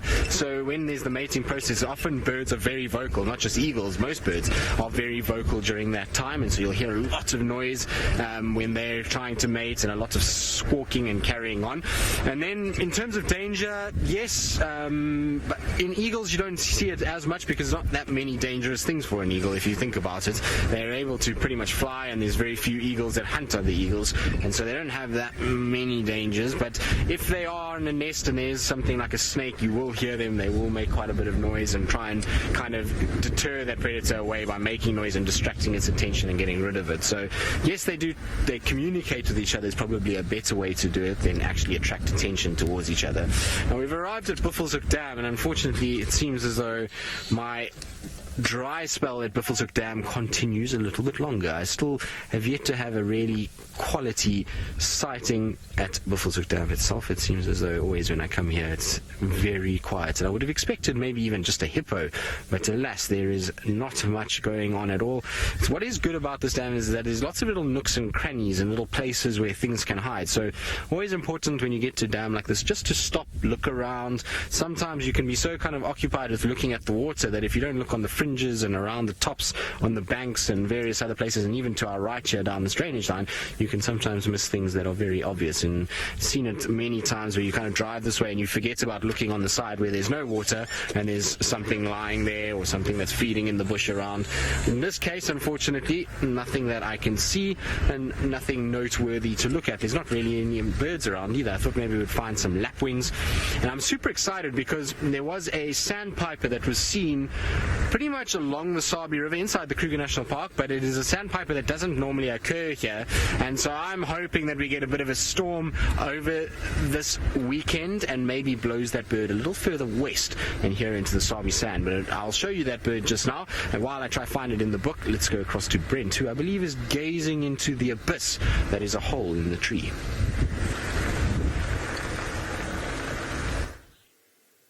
Well, look at that. Isn't that incredible? We can see the grass through one of the most important trees in the Mara. Now, I was discussing a palm that we don't get to see too often in the Mara, and I said the elephants will eat the fruit of the palm, but they don't eat the palm itself. And Sebastian and I did a whole live segment when we went through that little dip, thinking we were live, so I'm going to try repeat what I said, because I thought what I said was very clever. But there's a very important reason why the elephants don't eat this particular branch, and I managed to get an old branch that had fallen off. Now, the leaves themselves are very soft, but they're very short in nutrients. The young leaves, however, of a phoenix palm are very, very rich in nutrients. However, they are literally like 9-inch nails. They would go straight through your shoe, straight through your finger if you pushed hard enough. I mean, look at that. Now, I have fingers like leather, as you can see. My fingers look like they belong to a 70-year-old man. However, that's what happens when you live in the bush for long enough. You get calluses everywhere, so you can poke yourself with sharp things and not feel too much. But there we go. So that's why elephants don't eat this, because the actual nutrient-rich part of the palms is these young little branches. Now, this will turn into a lovely palm frond like this, but there's so little nutrients, or there's a lot of sand in here, so it's just been in the sand, so there's a lot of there's almost no nutrients left in these in the branches. You can see I can grab them, no problem, but you move down a couple of centimeters and they are literally like 9-inch nails. You could take a hammer and put that through a piece of wood. Now, palm trees aside, since we're out of the valley and I'm no longer trying to avoid stepping on palm trees, then another one of the most important trees in the Mara is, of course, the shepherd's tree. Now, Seb, you're going to have to talk to me because my comms are out. And this, for me, is one of the greatest examples of a shepherd's tree, because it is still alive, very, very much alive. But the fact is, it has been eaten by termites. So there are areas of this tree that are completely gone, and I can break them off with my hand. And not only have the termites gotten here, Seb, can you zoom in over there? Yes. You can see there's perfectly round little holes in there that are made by wood borer beetles or longhorn beetles that have managed to, after the termites have eaten off the protective bark layer, have managed to eat into this. And a shepherd's tree is a very soft wood in comparison to some of your hardwoods, and that's why termites and borer beetles can get there.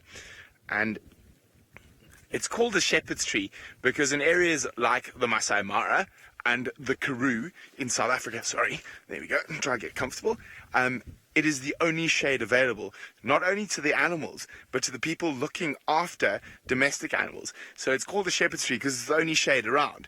Now, normally, I would try to climb the tree, but we have roofs on these cars, so apparently if I climb the tree, you're not going to be able to see me. So, yes, Seb says yes, I can't climb the tree. Well, what I can do is do that then. I can lean against the tree and say, okay, there we go.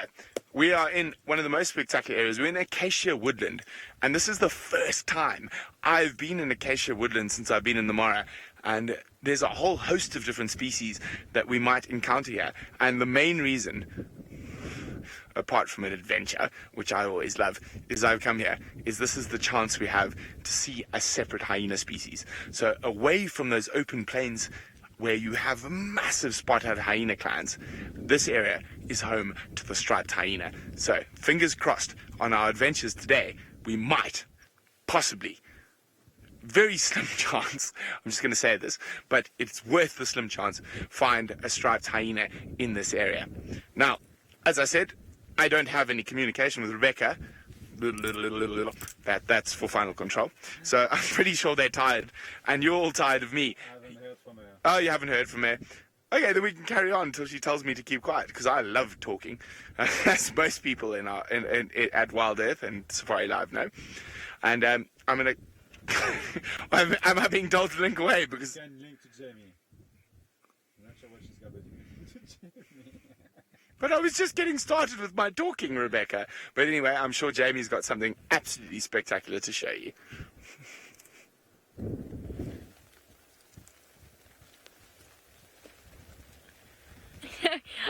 Just in that whole process, poor Brent doesn't have comms because he's out of the vehicle, and I don't know what I just did, but I just lost my comms with Rebecca. I was laughing so much, Rebecca, over the radio that I accidentally knocked the connection. Rebecca, can you test the comms? It's pouring with rain now. Oh dear. No, I've got nothing. I don't. Okay, good. Well, Ferg can hear you, Bex. I'm desperately trying to cover everything up. I know this is very ill-timed because we've been waiting to show you these lovely cheetah and this lovely light, but the rain is now pouring in. So I'm going to have to shift us around and put one side down so that we can protect our equipment from all of the water, first of all. And so that secondly, I can try and figure out exactly what my comms problem is. I'm so sorry, Rebecca. It was a comedy of errors there. Why are you not working? You were working so well a moment ago. I know what I'm going to do. I'm going to unplug and replug. How's the camera doing there, Ferg? Are we getting a little... Yeah. Yeah. Oh, there's Rebecca. Okay. I've solved one problem, but I do need to put the rain covers down because it's splashing all over the monitor and my hat. Okay. Off we go to Taylor, and we'll catch up with you in a little bit.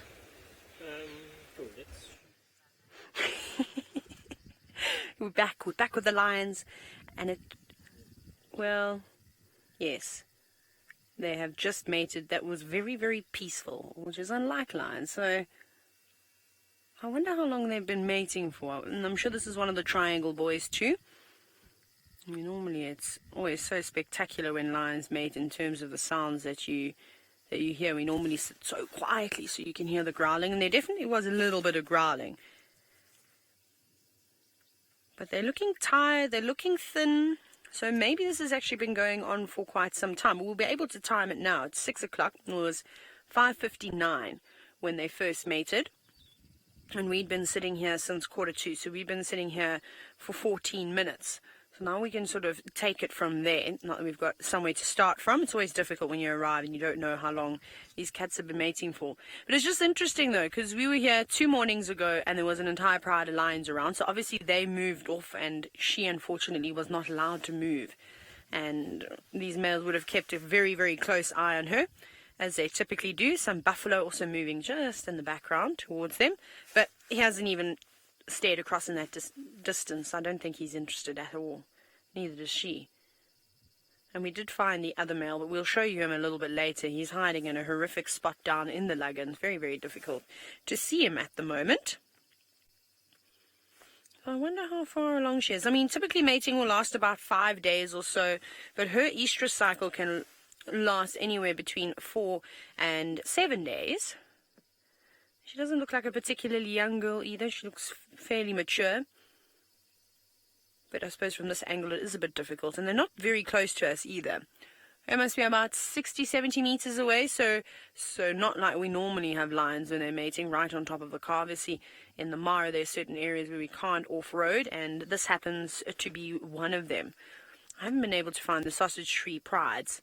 So it's a bit of a problem to try and get lions up close. Now, a question that's asked quite regularly, and it's from Riti, and it's about why do lions bite, or the male lions bite the back of the female's neck. It's because their penis is barbed. Darby, how old are you? Darby just burst out laughing. And every time he giggles, he makes me laugh as well. It's a problem. So, yes, it's because he does have a barbed penis, and you can imagine that extraction can be quite painful. So it's said that he tries to bite her neck to try and distract her from the pain. I can't confirm this, however. And I remember with all the sort of things we say about lions, of course, it's just theories. It's very difficult to know for absolute certain unless you could ask a lion, why do you do that? Who taught you? Was it dad? Was it just natural instinct? Which is actually quite another good question, is how do they learn, or how do they know that they have to bite the back of the neck of the female? Sometimes they don't do it though.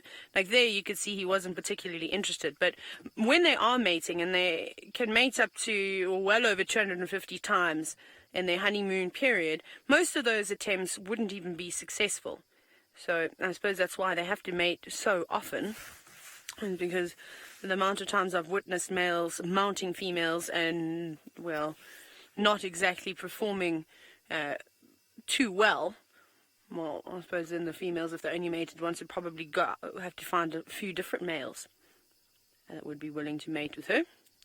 Once is not enough, unfortunately, for lions and leopards. Let's see. It's getting to the time now where they might get up and moving. And if they are coming towards their estrus cycle, and that male is definitely looking on the thin side, they could go off and hunt. They most certainly could do so. And there's definitely enough food around for them. Now, Mr. Denton, you're wondering why those buffalo back there are not afraid of those lions. I don't think that those buffalo know that the lions are there. But buffalo and lions are their enemies. You know, obviously lions absolutely love to catch them and to feast upon them. It's a big meal that can last them for a couple of days, so it's the ideal prey for a lion. However, it is also one of the most dangerous things that they can go after. And buffalo kill lions on a regular basis, Mr. Denton. So I don't think they would be too worried either. If they did come a bit closer and maybe picked up the scent, if the wind was blowing down towards them, they might point their noses towards the air and snort a little bit.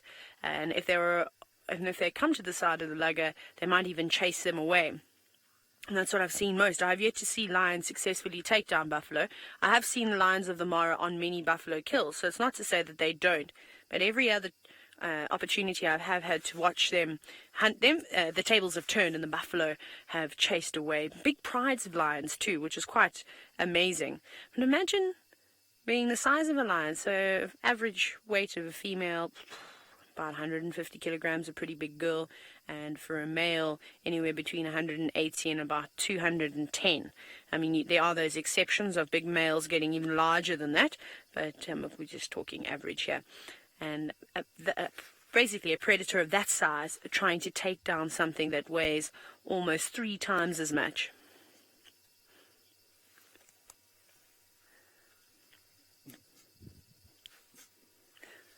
So thank you so much for all your questions this afternoon. If you do want to ask any, you are more than welcome to have chats with us. #safariLIVE, of course, and you can also chat to us via YouTube. Now, you're wondering, what is the typical gestation period for lions? It's very short. It's only about 3.5 months. Can you believe that? 110 days. So you normally don't even notice that the females have got a little bulging belly. It can be mistaken for a belly filled with buffalo. Right until the last few weeks. And she'll normally move away from the pride as well. She'll start looking for a den site, preparing a spot where she will give birth. And eventually she'll go off on her own where she will give birth. And she'll spend the next 2 weeks or so looking after those youngsters and caring for them every single day. That's a very, very important part of a lion's life. They're completely helpless because for the first 10 days or so, their eyes are shut.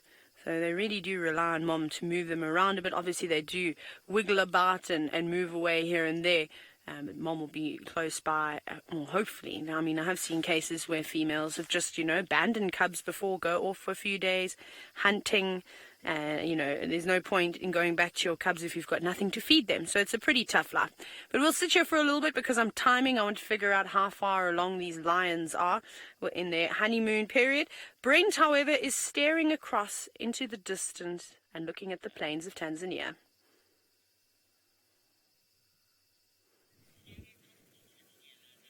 Well, actually, we're staring back to Kenya, and we're with an animal that will not abandon their children for a few days. And it is, of course, the ostrich. We've got a lovely flock of female ostriches, and every now and then you might see some buildings in the background, and that is the final frontier of Kenya. It is the Sand River Gate, the border between Kenya and the Serengeti. Now, the border itself does not lie at the gate. There's the gate, and probably about a kilometre. There we go. That's Sand River Gate there. If you like camping, you can go camp there. That would be your ablutions right next to the Sand River, and you can camp right next there, and there's a buffalo and a water tank. So that is the Sand River Gate. As I said, we've been flirting with the edge of Tanzania, and halfway between that camp and a camp a little bit further to the left. Where's it gone? A little bit more, Seb. Okay. Oh, yeah, sorry. There we go. That is the Tanzanian Ranger Station. There we go. That is the Sand River Tanzanian Ranger Station. Now, it is an incredible thing because the Kenyan and Tanzanian rangers don't see the boundary. They operate anti-poaching and rhino monitoring over both sides of the river because they understand that the animals don't see the international boundary like we do. They will cross when they will. So the rhino monitoring and the conservation of the black rhinos in this area is run by both Kenya and Tanzania equally. And when a rhino goes either side, if you are a rhino monitor and you are following, you can cross into Kenya, you can cross into Tanzania. Now, almost in Tanzania, but not quite in Tanzania just yet, is one of my favorite antelopes. Now, I have an absolute love for the Traphaleghids, or James says I say it wrong all the time. I'm still going to stick with Traphaleghids, which is the spiral-horned antelope. My favorite antelope in the world is a bushbuck, but quite close after them is the biggest of the family, and that is the eland. And we've got a really nice herd. And you can see how different, as Seb zooms in towards the eland, this area is. You've got lots of acacia trees and the short grasses. But look at that. Oh, there's a very frisky young male. Hopefully one of the big males doesn't see you, little man. You'll be in quite a lot of trouble. And you can see the dewlaps on the younger males, that one that's about to walk to the left of frame. There we go. You can see that dewlap, which is a sign of dominance in the males. And it's still quite a young boy, that one. He hasn't developed into a hefty fellow just yet. And I have been trying to look for the dominant male of that herd, but I haven't had any luck yet. He might be beyond the ridge. He might be a Tanzanian eland already. But that is one of the most amazing things about Africa, is the diversity you get in the different areas. I mean, this morning with the 5 boys, we were sitting on areas where there wasn't a tree in sight. It was open grassland.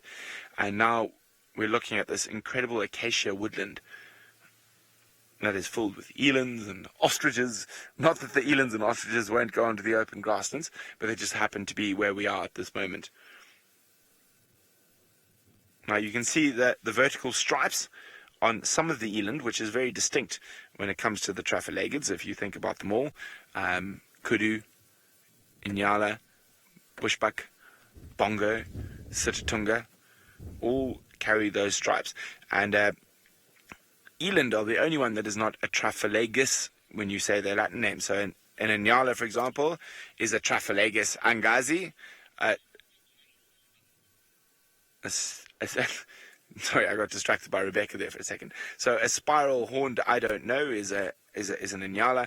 A spiral-horned who has been drawn on is a bushbuck. In the Latin name, it is Traphalegus scriptus, which in Zulu, the name is Mbabala, the one who's been drawn on. Now, eland are the only one that is not a Traphaleghid. They are a Toro tragus. Toro being bull because of their large size. Now, one thing I would really like to see, and I doubt that the musketeers might be able to take them down, but you never know. Maybe a baby would be an eland. Let's see what Jamie's thoughts are on cheetah versus eland.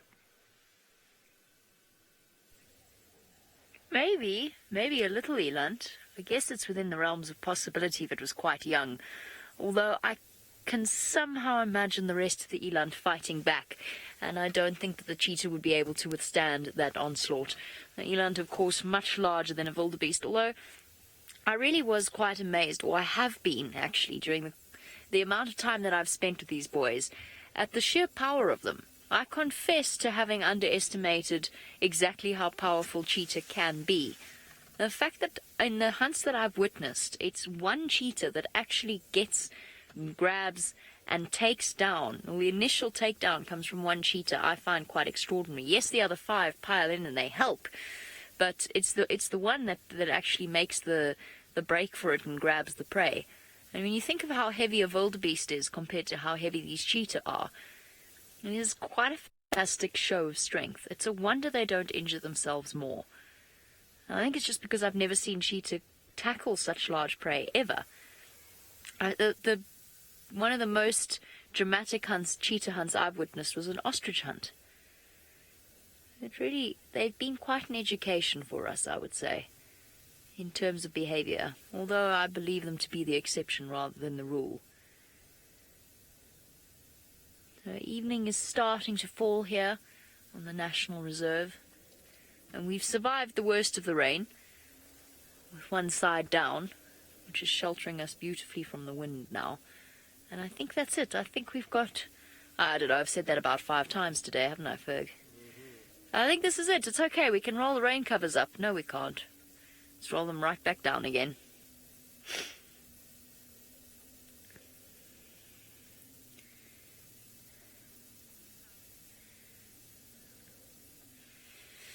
While we sit in the muddy Mara, off on halfway up the continent, let us send you back across to Tristan, who has done some very interesting tracking segments, and he's got another one for you. Must be the same one that we keep finding tracks for, man. Right, so we are live, and I was busy talking to VM, and I was trying to work out how we're going to find this animal. But what I've circled here is, you'll see that there's a big circle, and then if you look slightly beyond the circle going away from me, you'll see that there's these lines in the sand. Now, I'm pretty sure that this is the same track that we keep finding for a very, very, very special creature, one that we really struggle to find out here, and that is the pangolin. Now, it looks like it's its tail drag that comes down the road. You can actually see it's quite difficult, but when I get close now, and in fact I wish I had the bushwalk camera right now, but you can see fine little ridges of the scales, which I didn't notice before, being dragged along. And then in the circle where I've circled, if you have a look, you can see little kind of indentations. It's difficult to see, it's not easy, but there's little sort of markings there. So there's 1, 2, 3, which are the claws of the pangolin, and then there's a back foot over here. So that's the little front kind of claws touching the ground, and then this area over here is the back foot, and here again, and they go all the way dotted along down into this thicket over here. We did walk around because there's also tracks for tundi close by to try and see if I can find this pangolin under a bush somewhere, but alas, I haven't found anything. I want to try and just go around to the other side to Vulture's Nest. It's not far from where we are, and just check if these tracks come out on the other side. I drove here yesterday afternoon, and so there was nothing here yesterday afternoon, but this is probably from last night or the early hours of this morning. I don't think anyone drove here, but super exciting and something that we really don't see very often, but I'm pretty sure it's the same individual that we keep seeing. I think it's the same tracks that we keep seeing. I've seen this track now. This is the 3rd time that I've seen this track, and it's all within this kind of Chelapan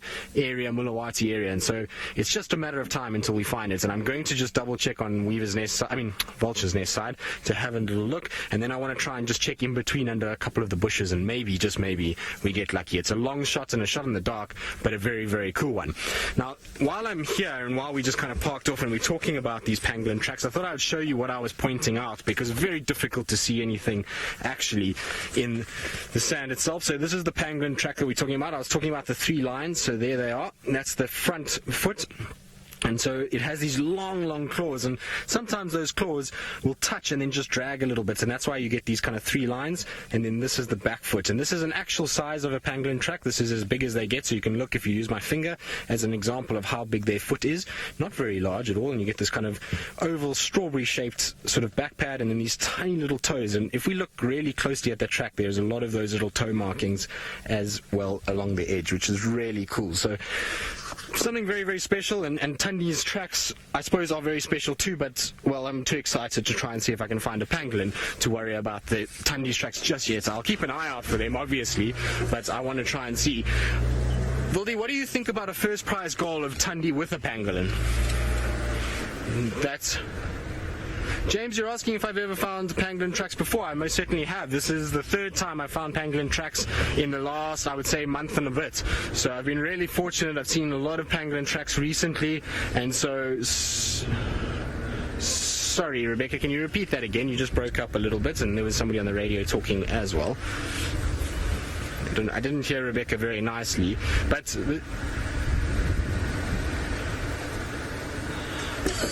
Scat, sorry. So no, I haven't seen scat of this animal, but here it crosses again, and this is a lot more clear because I haven't walked all over them and looked, but there you go, there it's crossing the road, and you can see how the tail is going from side to side. So I'm going to attempt to track a pangolin, and maybe we're going to get it right, maybe we're not, but worth a shot. But there it is where it's crossed the road and come out on this side. So I'm going to keep following these tracks and just check. This could be quite fun and quite exciting. It's certainly something that I've never done before, and like I said, I've never seen it scat before. I don't know what its scat even would look like, but I'm going to try. I'm going to try and have a look and see if there's not a pangolin lying around somewhere here. And I think the best way to do this is going to be probably on foot, and so Rebecca's giving me a little lifeline. And so while I try and negotiate this and see if I can find this pangolin, let's go back across. I actually didn't even hear who, because I'm too excited right now, and I'm a bit shaky because I want to find a pangolin. And so hopefully it'll be one of the girls. I think it's one of the girls, and hopefully it'll be something interesting. Good guess, Tristan. Hopefully that was the right pick. We're still sitting with our mating lions, and they did mate so quickly after 12 minutes. For those of you that have just joined us, welcome again. My name is Taylor, and David is bringing you this wonderful footage, and that, my friends, is Maurice, or Maurice, who is just taking it who is just as comfortable, I suppose. You look how comfortable. He's got his sunglasses on, though. Maurice, it's a little bit late. Obviously been on the party and feels as though he needs to hide his eyes today. Unacceptable on a work day. And it's 6 o'clock in the evening here. Not good. Anyways, our lions are sitting up. So I'm trying to figure out what's going on here. So we've obviously got two males, and we know that when you have a coalition of males, that will find a female that's in estrus, one of the prides that they see to within their territory. They'll fight for dominance, so they'll fight amongst one another, and whoever is the biggest and the strongest at the time. And that could, be because of a number of different things. Maybe one has had a good meal and the other didn't have quite a good meal, so he's slightly weaker already. Maybe there's an existing injury, or, well, one is just strongest on the day. And I think... because the other male doesn't seem interested whatsoever in the female. I think that he has already been mating with her, and this fella has jumped on board towards the end of this female's estrus cycle. So I think that's what's gone on over here. He looks pretty exhausted though, but he's thin. So I think this, this added energy that he's having to use every couple of minutes is really taking it out on him. And whether he'll continue mating for another day or two, I'm not so sure. I mean, when she's finished with the estrus cycle, she's going to try and get out of there as quickly as possible. I've never seen lionesses run so fast from males before, especially new males. These boys, however, are well established within this area. I'm not actually sure how long they've been in rain for, but they definitely see a lot of girls, which is quite nice, and that's important for these boys. And it's also important that they don't get too weak, because if another group of young male lions hears all the commotion, the growling from the mating, they could come on in, and these boys could be down and out and could potentially lose their reign. And youngsters could come on in and take over. And there's no shortage of them at the moment. There are so many young coalitions out at the moment that we'd quite like to take on this particular area. We can see clearly how lush and wonderful it is, filled with prey.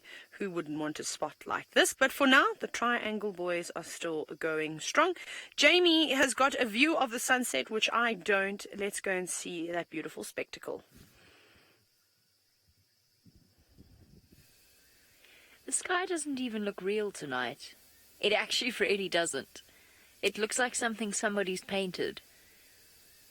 It is, and I'm not even really going to say too much. I'm just going to let you take in the view for a second. And listen to the frogs. The wind's died down.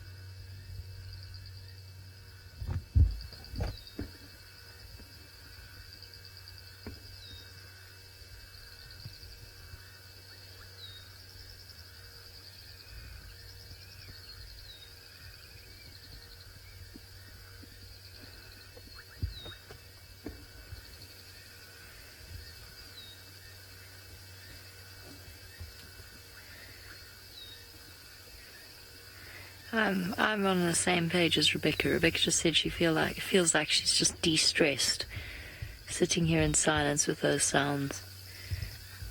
Okay. Just when it's entirely up to our cameraman to tell the story. Instead, as it should be, says Ferg.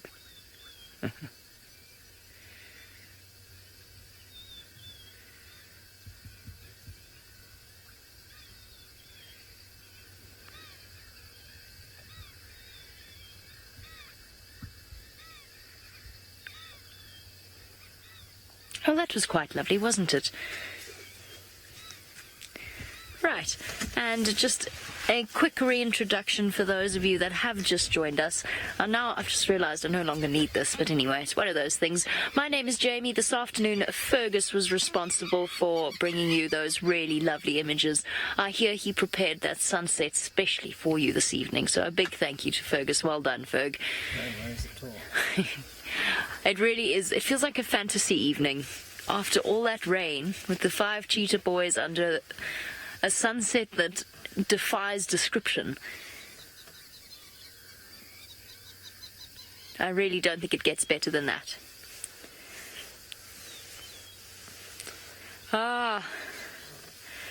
Safari wild man, the question on everybody's mind, the white elephant in the room and all those sorts of expressions.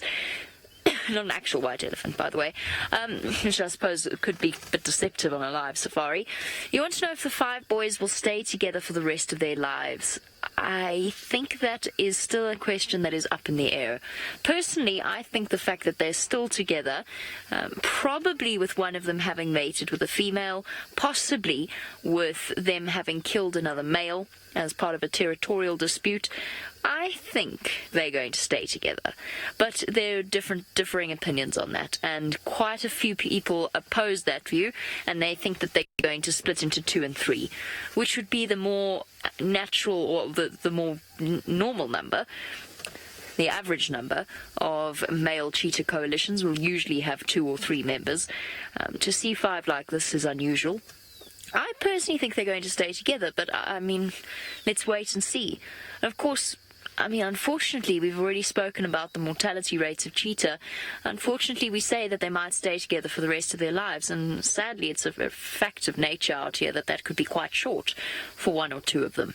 If they run into trouble, if they run into the wrong clump of bushes that happens to be hiding a lion, it does happen. I don't think they're going to struggle to come up against any other male cheetah, although you never know, numbers aren't everything. Sometimes experience and age helps as well. I don't know. I think the biggest split or chance of a split would come with a female in estrus. That is something that I would really like to observe, because I think it would be fascinating to see how these boys decide who gets a chance to mate with a female. Yes, Joanna, they would. They would fight with a female, absolutely.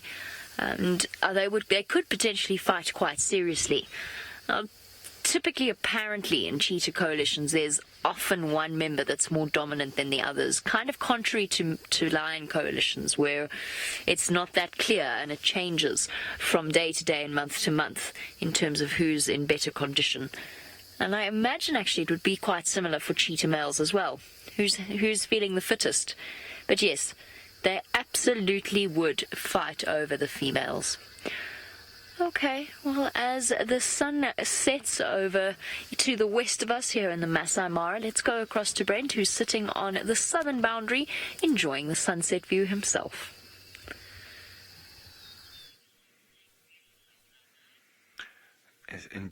Enjoying is the exact word.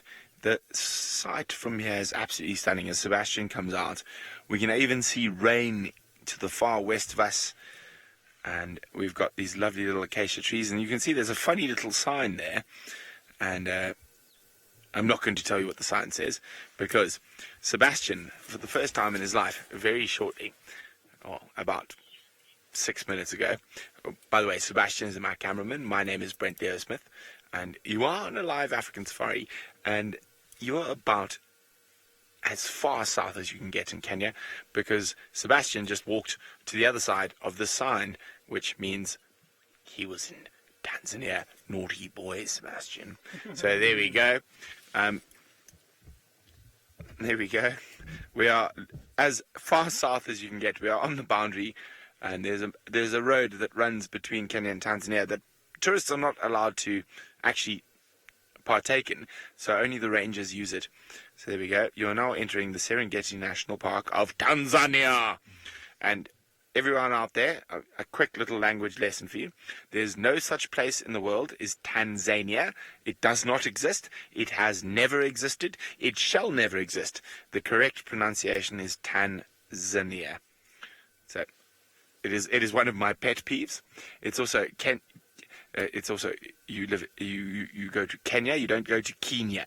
It is Kenya and Tanzania, not Kenya and Tanzania. That is how the words are said. So, sorry, rant over. Now, we've got to go through this valley off to the right of us here. And just beyond this hill is the domain of the Black Rock Pride. So I'm hopefully going to get there without too much fuss. And who knows, will the cubs be around? Will they be out hunting? We're going to find out shortly. So while we make our way from the boundary of Tanzania, we're going to go to Taylor. Well, unless she's lost, which is possible because she does get lost quite often, we're hoping she's still in Kenya. Stop.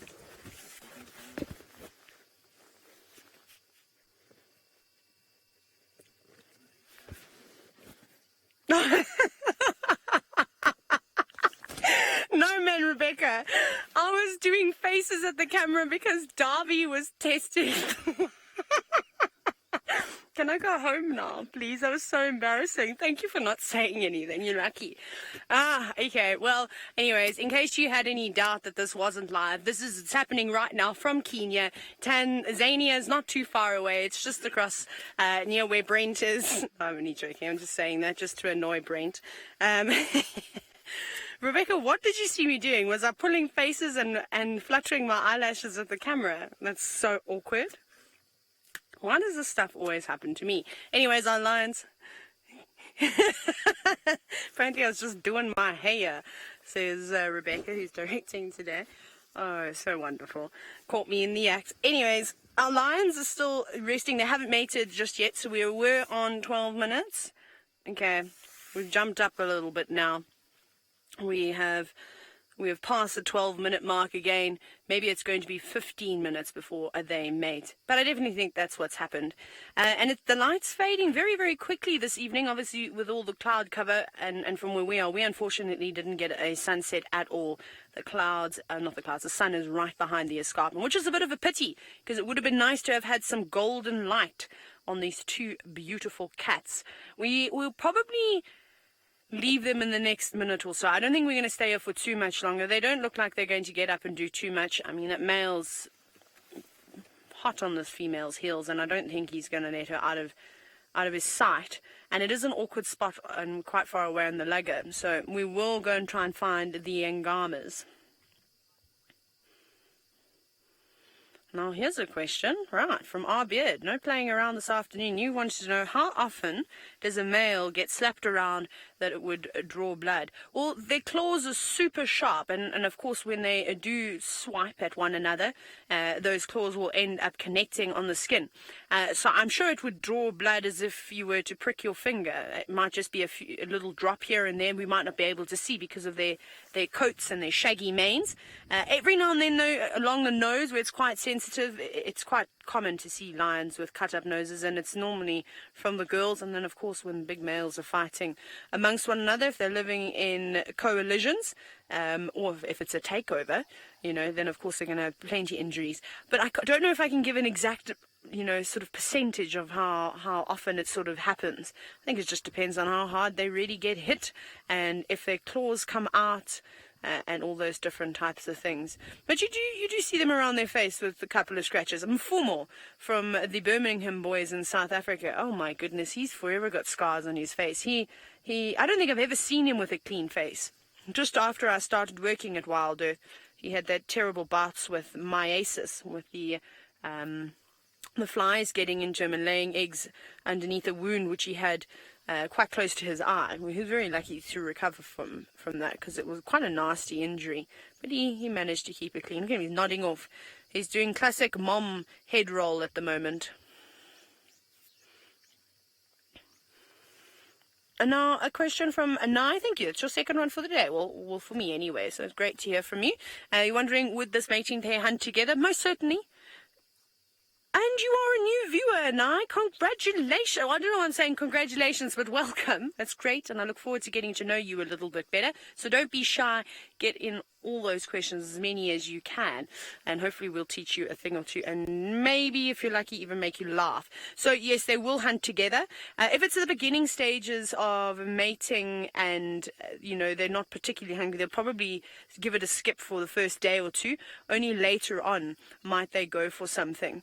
And like I said, I think this is the end of it. I think this is just the other male sort of having a chance towards the end of her estrous cycle. She doesn't seem really bothered at all. I mean, she just rolls over and completely ignores him, completely uninterested. And typically in the beginning, she'd be a little bit on the excited side. She might also be nudging and rubbing heads with that male. Well, it seems as though yawns are contagious this afternoon, though. Now, let's see what happens here. If they walk towards the other road, so a little bit south from where they are, towards those buffalo, that would be good because there is another road there, and then we can carry on following them. At the moment, it's just a bit awkward. We're in a spot where we're quite far away. Okay, so while I ponder and decide on whether we're going to carry on or not, Tristan seems to be, I think he's bumbling about at the moment. He's the leopard king. Will he find shadow or will he find a pangolin? Well, earlier I was discussing about finding a thick-billed cuckoo, and we got the challenge about finding a thick-billed cuckoo, and I was saying we need to find Rhett's helmet shrikes in order to find them. Now, we found our Rhett's helmet shrikes, so these are Rhett's, and they seem to be having a little nap. This is obviously where they're going to be roosting for the night. Look a bit dopey, don't they? And one almost seems as though it's sleeping on top of the other one, but they're all huddled together, and probably that will just keep them warm during the night. I wonder if they don't know that there is maybe potentially some foul weather on its way, and that's why they're just hunkering down like this in a tight little group together to huddle for warmth. But you can tell it's a Rhett's just by that red little eye ring and red beak. And so where these guys are, well, thick-billed cuckoos are never far away, and so we'll have to just scratch around. Unfortunately, no further luck with our pangolin tracks. We tracked them into a really dense, thick area, and we just lost them from there. I've tried to look around under all the bushes and thickets, but really there's no way to tell where it goes from this hardened section that they were in. So I'm hoping that maybe at some point they decide to come out. So we'll try them tomorrow morning and just double check. There's a little water point here that maybe that pangolin goes to drink at, because they do drink water, and so maybe we'll just have a look there and maybe we get lucky. So that's the pangolin tracking story.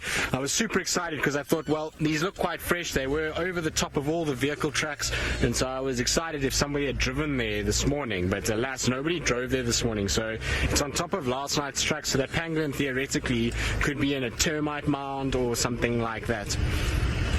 Kristen, you're asking if pangolin are territorial. In all honesty, as far as I know, they are. I don't know that much about them, and there's really so little written about them that it's very difficult to find information and find out exactly what the story is with pangolins and whether or not they are. But I would imagine that they are. If I look at the pangolin that is being seen extensively on Elephant Plains and Simbambili, I mean, there's two pangolins apparently, two different ones, and they're being seen on average apparently every sort of week. And in the same place, they keep finding them in the exact same areas, and so I'm thinking that yes, they are territorial, and I don't know whether males will track for females or females look for males or how it works, but that's what I've heard, is that they are in the same place and that they will kind of spend time in the same area and hopefully then find a mate from there. But interesting animals, and like I say, so little has actually been written about them. You can try and even look for information, and it's tough to find a lot of research. The only person that I know that is pretty much an authority on pangolins is a guy by the name of Jonathan Swart, and Jonathan Swart was I'm not sure how to put it, but probably a a lot braver individual than many others, and that Jonathan used to go out in the middle of the night armed with a torch and a backpack and a handgun in his backpack, and he used to follow pangolins through the Sabi Sands at night on his own. And so what he would do is he would find them and then follow them around in the middle of the night with a little spotlight, and that's it. Which is, if you've heard us talking, will know that that's incredibly dangerous to be out at night, but he did it, and he did it for some years, and he managed to study pangolins and follow their movements and work a lot of stuff out, and he's a bit of an authority on it, and there's a few papers that he's written, and he's a very knowledgeable guy on pangolins themselves. So maybe I'll have to just ask him and give him a shout and see if maybe we can get some more information from him as to the habits of pangolins and what exactly they do.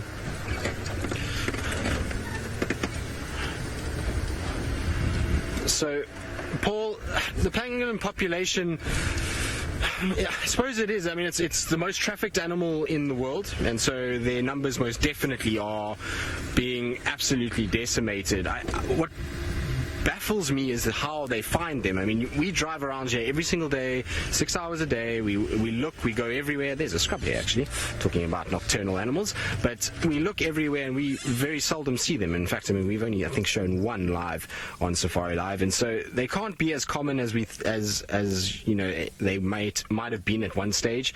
But they certainly, it must be a population. If people are trafficking them and finding them, there must be at least some decent population. At the end of the day, look at that. That's pretty cool to have such a close-up. Look how large the eye is of that hair.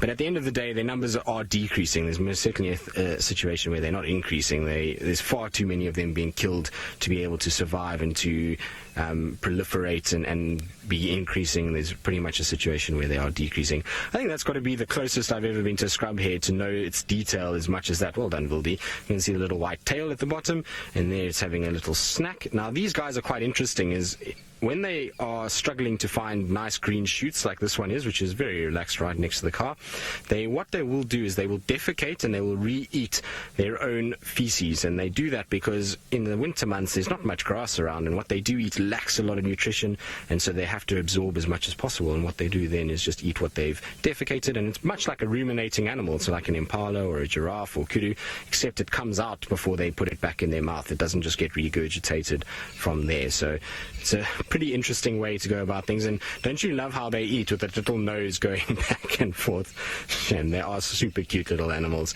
and it's very fluffy and very, very pretty. They're so well camouflaged. When these guys lie in these thickets, it is so difficult to see them. Yes, hello, we're talking about you. It's amazing. This guy is so relaxed, or girl, I'm not sure which one. It's been a long time since I've been this close to a scrub hair at this time of the day. At night it's one thing, because they generally get a bit startled by the spotlights and feel a little bit more comfortable at night. But in the day, you normally find them kind of scampering off, and to be able to get this close, and you're going to come closer. Oh, hello. Seems as though we've made ourselves a little scrub hair friend. Now that scrub hair, I would say, from our vehicle is no more than maybe, I would say, 2 meters. There we go. You can see where the vehicle is and where the scrub hair is, and that is exceptionally close for a scrub hair. That is probably the closest, like I say, I've ever been to an adult scrub hair. Little baby scrub hairs you can actually get very close to, because they just sit and freeze, and that's their natural instinct, so that they don't get preyed upon. They back their camouflage rather than their ability to move. But this adult is really coming super close. Like I say, I don't know if I've ever seen a full eye shot of a scrub hair since I've been here, so most certainly there wasn't. So pretty interesting, at least, to see.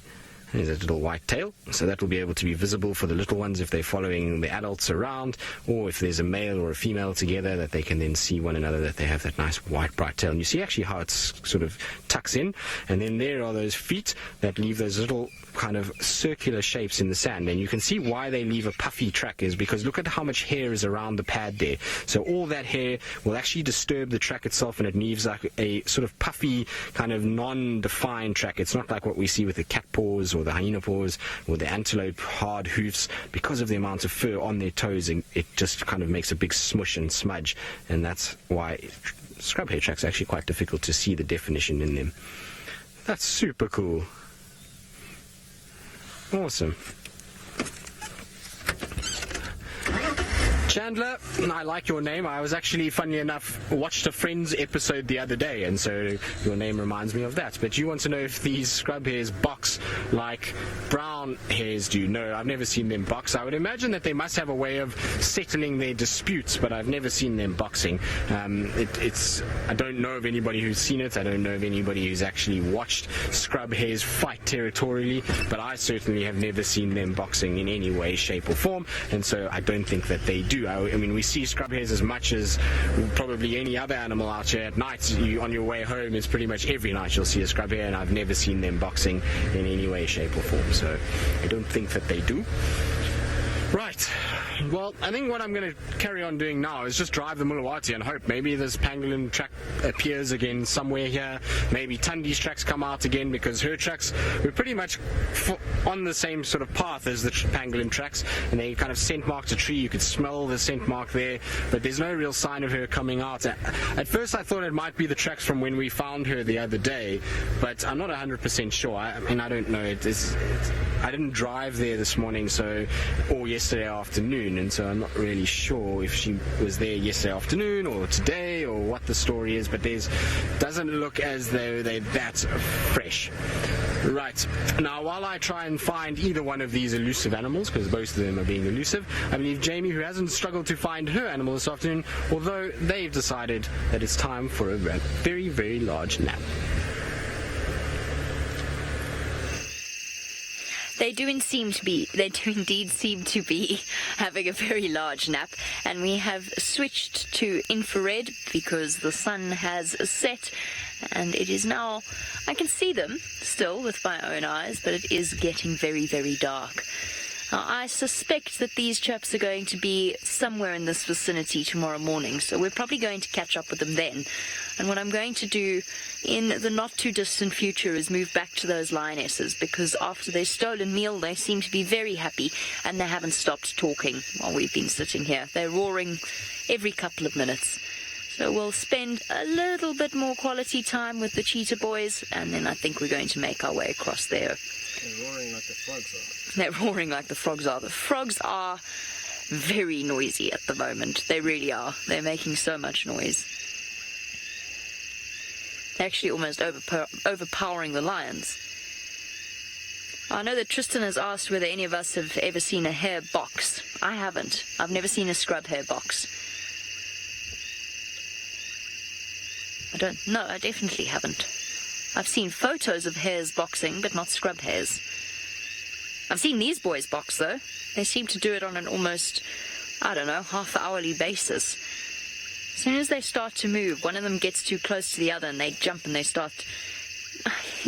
Cheetah are odd when they fight, even though I know that it can be quite serious, and I know that it can be potentially deadly in certain cases. It's still...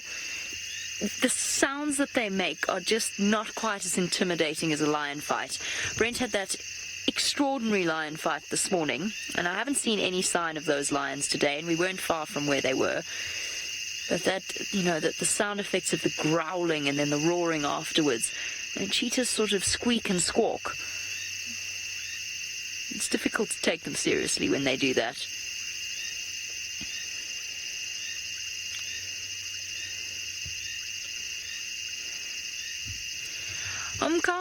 We're probably looking at the largest stable known coalition of male cheetah in Africa. I have heard stories of coalitions of up to 8. I think, though, that it was probably a coalition that then split. It was probably a young coalition. In this particular case, the one that I read about they were cousins, not brothers, because of course eight brothers would be impossible. And these boys are probably cousins as well. But I've heard stories of that. I've never seen it, and I think that this is probably, I'm not saying for absolute certain, but I think this is probably the largest known male cheetah coalition in Africa. I haven't heard of any others elsewhere. Please feel free to correct me if I'm wrong, those of you listening. Perhaps I have missed something somewhere, which is entirely possible. Africa's quite big. It's entirely possible I've missed out on news of a bigger cheetah coalition. This is certainly the largest coalition that I've ever encountered. I've seen many groups of 2 or 3. I've never seen 5 altogether. And this will probably be the largest coalition documented in terms of people actually essentially following them every single day. Ourselves and other guides, photographs on social media, of course, the Mara Cheetah Project as well, monitoring them. And I think they'll probably be the most researched cheetah coalition. Okay, we're going to leave our sleepy cheetahs and go off in search of vocal lions. In the meantime, Taylor's got a beautiful sight as the lioness beelines straight towards her. That's exactly what's going on, Jamie. It's almost like somebody told you. But we have a lioness coming straight towards us, which is pretty cool. I'm just going to dim my lights. It's not just one of them, there are a couple.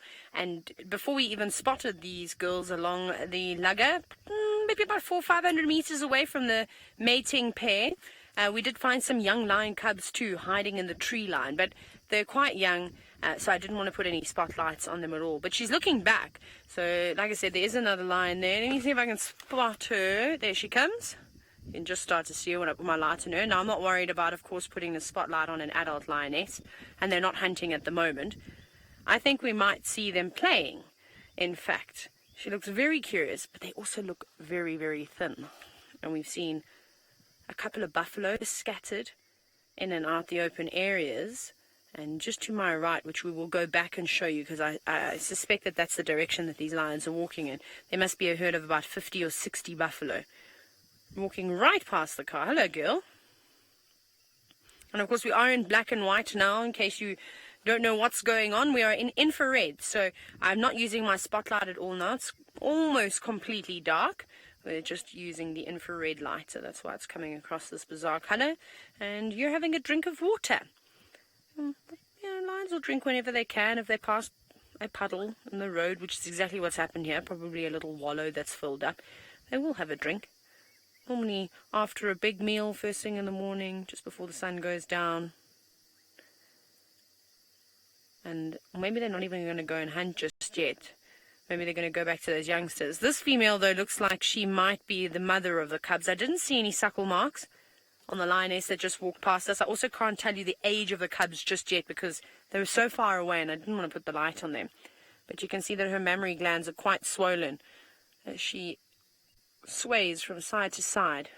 But she's going to walk pretty much the same route. We'll see if she's just as relaxed as the other girl that's just passed us. Not all lions have to be calm and easy around the cars. Some are a little bit on the nervous side. I find when you head towards Tanzania, to that border, they seem to be a little bit skittish. This one, though, not worried whatsoever. And they've got a huge area to walk around. I mean, they've got a massive open plain on the right of me to go around if they want to do. But they were quite happy to choose the narrow route. Just shows you. Okay, let's turn around. Now I'm going to try and do this without driving off the edge of a lug. I might be naughty. I might go a little bit off. Cool. Let's follow these lions. So, what do you think, Darby? They're going to go straight back to the cubs, or do you think they're going to head to the beefalo? Darby says they're going to hunt. I think they might pop past the cubs. We'll see. We can't see the buffalo now. They're a bit too far away. And I'm actually not going to put my spotlight on at all right now. Because if those buffalo do look towards me, they might see me illuminating them. So we'll just drive in the dark. Oh, there's some big storms brewing in the distance. You might be able to, every now and then, see the sky light up. Lots of lightning. But still quite far away, so we should be safe for now. Hope that we make it home. And of course, well, as the sun sets, it wouldn't be an afternoon without flying insects, would it? Let's just hope they keep away from me and all the alates have been released, because I don't know if I can take them crawling up my shorts anymore. Okay, so the cubs, I think they might go to the cubs first.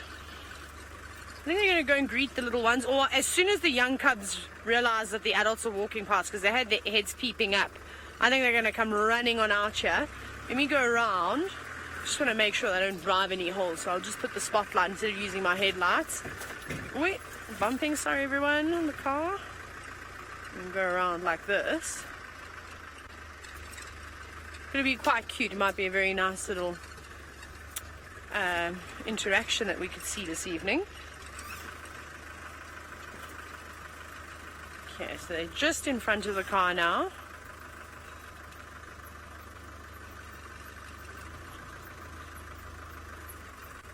Now, Hamagan, who is a new viewer, welcome. Thank you for joining us. Great, you're wondering why I'm not scared.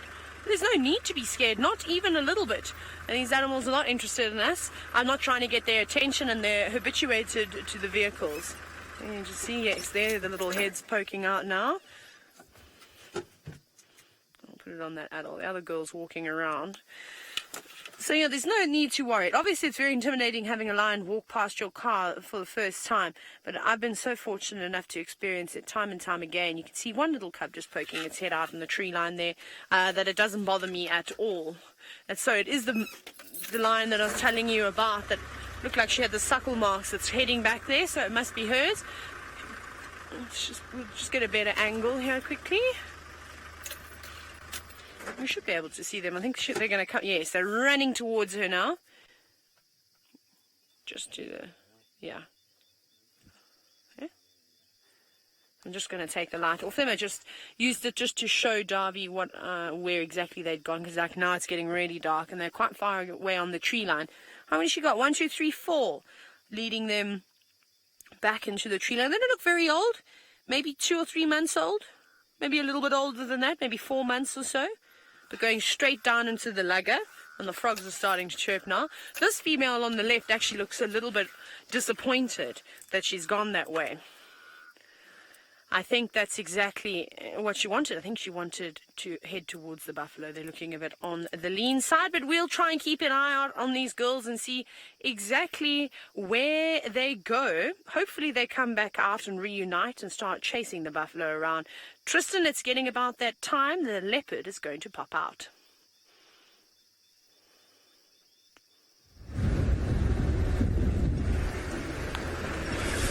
Well, we're going to try and see if we can find our 2 male lions. We're just coming towards Cheetah Dam, but I can't actually see them. They apparently are here somewhere.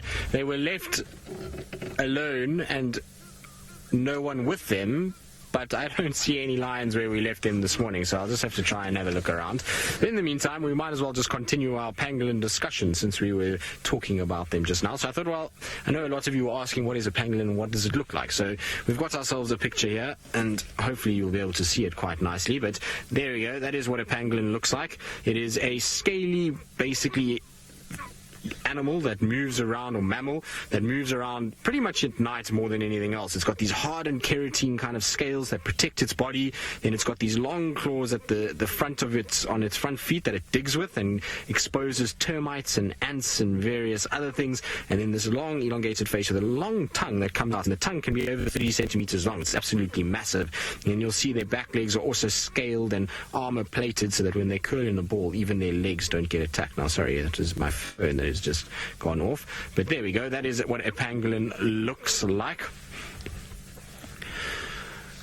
Now, Francis from Israel, you're asking, is a pangolin an armadillo? So no, a pangolin is not an armadillo. It is a different animal altogether. An armadillo has a fairly soft shell in comparison to what the pangolin does. The pangolin, if you had to tap on it, it is incredibly hard. It is basically like, imagine your fingernails that has been put fingernail on top of fingernail on top of fingernail on top of fingernail to make a very thick, almost sort of crust that's gone over the top of this pangolin, and it is incredibly hard. And I've seen lion, I've seen leopard with their claws on it, trying to bite on it, and they can't get through those armor-plated scales. So it is incredibly hard. It's not like an armadillo. If a lion had to get hold of an armadillo, it would probably chew through that very quickly and would be able to kill that little animal. Now I'm going to just... Anna Marie, you're asking if pangolins are precocial at birth. Now, I'm not 100% sure. From what I've seen and what I've read about baby pangolins and how things work, is they are born and they're pretty much able to move around straight away. So they're able to kind of slowly move around, but what they do is they actually climb on their mom's back. And so mom just gives them a ride around and keeps them safe by putting them on her back. And as soon as there's a predator, then they both just curl up into a ball, and then they try and kind of stay out of the way. So it seems as though they are pretty mobile straight away. I've just never seen a brand new born pangolin. In fact, I've never seen a baby pangolin, so I wouldn't really know how kind of developed they are at birth. I don't know if anybody ever has seen a brand new pangolin. All I know for sure is that if you get to see a baby pangolin riding on the back of a mother, well, I'll be the most jealous person in the world, and I know people that have seen it. It is just the most cool, epic thing. You get this little pangolin just riding on the back like it's surfing mom. It's super, super cool. So that's all I know about them. Like I said, there's so little written about them and so little that has been actually published. It's tough to know all of these little things and to know a lot about a pangolin itself. I've tried to read a lot about them and tried to kind of study up, but really little going on. Now, I'm going to try and check around for these lions. They seem to have just disappeared. I would imagine that they're somewhere in this general vicinity, and so while I try and track them down, let's go back across to Jamie and find out if she's ever seen a baby pangolin. I have not seen a baby pangolin, funnily enough. I don't know many people who have. In fact, I'm trying to think if I know any people who have. The list is not long, I imagine, in the entire world of people who have ever seen a baby pangolin. I know I'd be very happy if I saw a baby pangolin, and I know it would be extraordinary to see one riding on mom's back in the way that they do, but no, I have never ever seen a baby pangolin. So my plan failed, I'm afraid to say. My idea of going to go and see the lions was great in theory, but in practice, that crossing to get across that lugger that we did earlier just looked a little bit iffy to me at night. And being out at night means that nobody will come and save me. Maybe Brent if we ask him nicely, but he'll laugh at me, so I'm not taking that chance. So what we're doing is we're going home the nice way. Ish. Nice-ish way. Still going to slip and slide. Okay, well, we slip-slide our way back towards Bex. The radio's doing it again, just so you know. I'm getting your link to Taylor. Okay, let's try that again. While I slip-slide through the mud. Hold on, not yet. I think we've discovered an innate problem here. Our radios are playing up. And while we slip-slide, she says for the third time lucky, let's go across to Taylor, who's got some very cute little lion cubs. Unfortunately, the lions literally ditched us, as Darby said. He was very funny. It was very punny because they went down into a drainage line. And unfortunately, the way that they're walking, the drainage line bends around. It sort of does a big serpentine, but to a spot that we can't get to. It could take them 5 minutes. It could take them 2 hours to navigate through that entire section. So we're going to move off and see if we can pick up on anything else.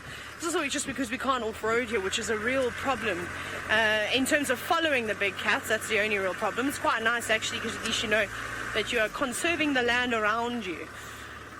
So yeah, but it was nice to see them. They look very hungry. Maybe they're going to hunt a little bit later, once they get a bit settled, once it gets a bit darker.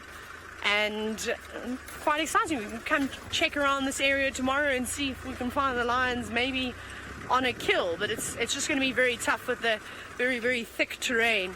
So I'm concentrating. These roads are around here are not so great. I think some very heavy vehicles have come through, and obviously this is not a well-used road. They might have got stuck at one point and spun their wheels and dug lots of these little trenches, which are not particularly comfortable to go through. You can lose a person if you hit them too hard. And also I'm driving on the edge of a lugger. I don't want to drive into it. That wouldn't be good now, would it? But along the lugger we could find many different things. We could find things like genets that have been living up in the trees. We could find hippos coming out of the luggers that are soaked with water. I don't know where the road is anymore. I think it's over here. Let me jump back on that. We could see bush baby, maybe. What else, David? What would you like to see? A serval, leopard laying on the banks up in a tree? What did you say, Darby? Porcupine. I've only seen one porcupine since I've been here, and that was then chased by an Ngama lioness. And that's the only one I've seen. You see their tracks everywhere in their diggings. We could definitely see some of those, aren't you? We'll keep looking. Wonderful. Well, it seems as though Tristan's luck has changed again. He's managed to find himself a big lion. I'm sure it's a Birmingham.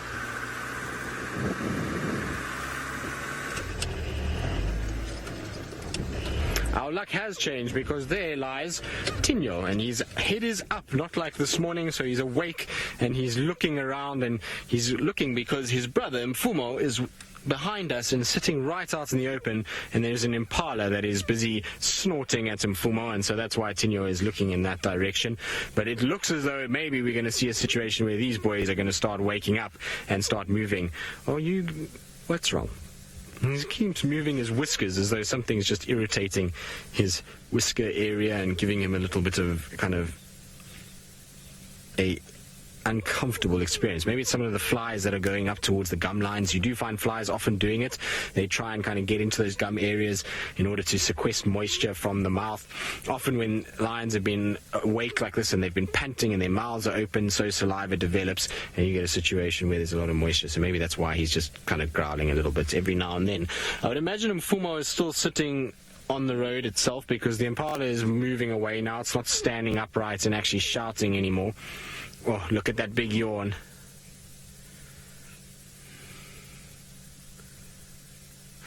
Kristen, yes, the males' manes will get darker when they have more testosterone flowing as they become dominant individuals, but there is still a genetic kind of part to it. So if you look at Tinyo, he's got a lot of kind of darkness around his chest and then going over his head and over the top, whereas if we go to Mfumo, Tinyo is going to go to where Mfumo is. He's yawning, which is generally a good sign that he's going to start waking up.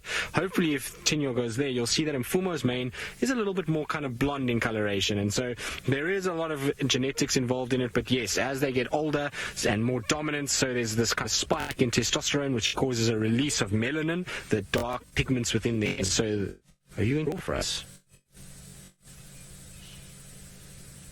He lets out a little groan.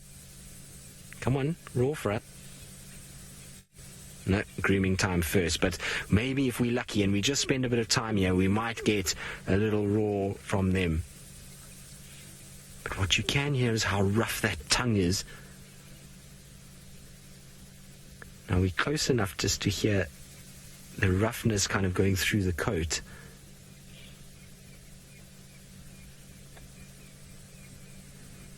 Isn't that cool? So you know that you are in close proximity to a male lion when you can hear that.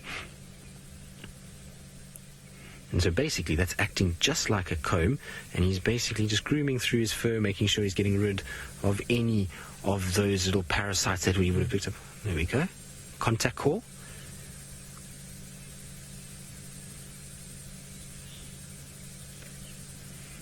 So he's trying, I think, to contact Mfumo, and he does it because he can't see Mfumo from where he is. Mfumo's not far, but that little call first.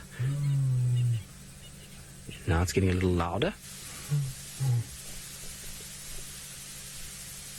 And it will get louder and louder until one of them responds. So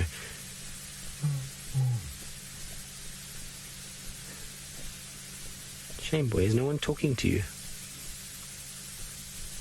See how he stops and listens afterwards. Now this is my favorite sound in the whole world. If these guys start to roar, it is the best sound that you can ever experience in the bush. Now these are just little contact calls, but the more that he doesn't get an answer, the louder it will get and the more it will go up, and eventually we should hear a full-blooded roar.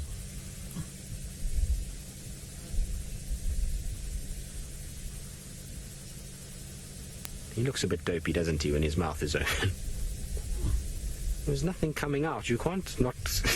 So he's opening his mouth at the moment and no sound is coming out, so we need him to actually do a bit of a better effort. But he's still yawning, so I'm sure he's going to get up and move. I don't think he's going to be down for too much longer. The problem is we're not far from the boundary now. So what we've got to hope is that if they are going to roar and that there's going to be a response from the other brother that's with the sticks, is that they move more towards where that brother and the sticks are, because that's more towards Cheetah Plains. So it should take them straight through Cheetah and be a lot easier for us to follow them.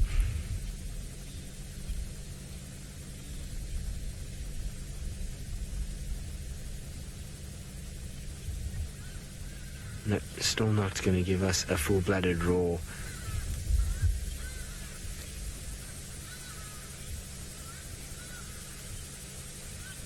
Rita, you're wondering why the skin color of the Mara lions and those here at Djuma are different?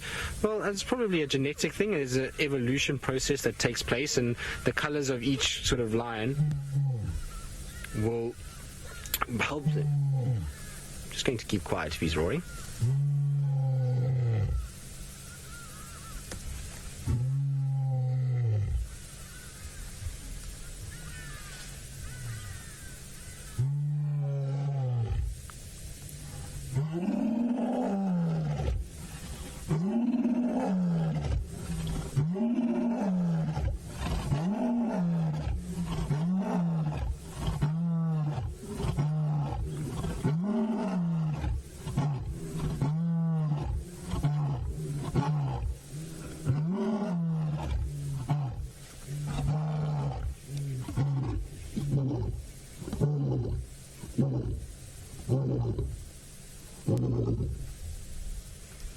How awesome was that? That is as good as it gets. We were absolutely spoiled because he let it out and Mfumo joined in from behind us. That is just the coolest thing in the whole world. So absolutely awesome. And then I love how he just flops down afterwards. Absolutely cool. Phoebe, you're asking how many lions I think can hear him. Well, if I think about the lions that are around us at the moment, so the Styx females, all three of them, their cubs, one of the other Birmingham males we know is close by as well, so he would have heard that. Probably a little bit out of range for the Djuma Pride, although maybe they might have picked it up. Their hearing is better than ours after all, but I think they're just a little bit out of range, and who knows what male lions are sitting just south of the boundary near Mala Mala, because we're not far from there either. So I would imagine maybe one or two of those lions on that side might have heard them. So in total you could be looking at maybe 30-40 lions that could have heard him if all of the prides that I've just mentioned did, and potentially that's how many lions. But ones that I know for sure that have heard him would be the 3 Styx adult females, the 4 newest cubs, and then the 6 other cubs that they've got, so the 13 of them, and then obviously the 4th or 3rd Birmingham. Right, well, while Tinyo sleeps, we're going to reposition towards Mfumo, and hopefully when we kind of get there, they'll start to roar again. And while we do that, I believe Brent is sitting with lions as well, and I think that completes a complete lion sort of domination between all of our feeds this afternoon, which is absolutely amazing. 3 females from the Black Rock Pride trying to dig out a warthog, and there's a reason I'm not in infrared. It is, as we do with lions, and most of the time we don't need infrared on the lions, and the fact that they are digging up a hole, we're not blinding any animals, we're not affecting their behavior. And of course lions are incredibly capable of dealing with light. It actually helps them at night. So they are busy digging out, or trying to dig out a warthog. Now, after the rain we've had, the sand's a lot softer. So look how deep she's going in the hole. Look at that, look at that. Just her bottom showing. There might be piglets in there. Now, these are the 3 mothers from the Black Rock Pride.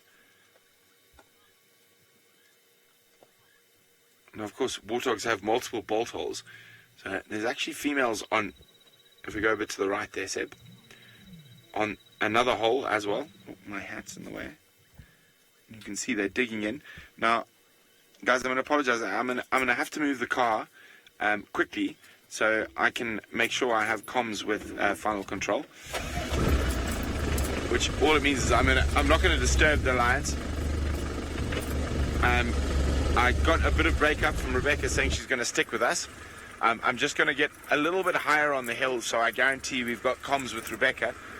I mean, while the lions are trying to dig out this warthog. Now, there could be piglets in there, so be warned if they are successful. It could be very, very graphic for sensitive viewers.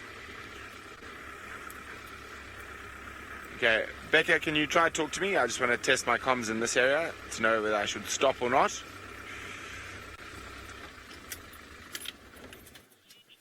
Okay, I can hear Rebecca, and it is quite broken, but I can still hear her enough to survive.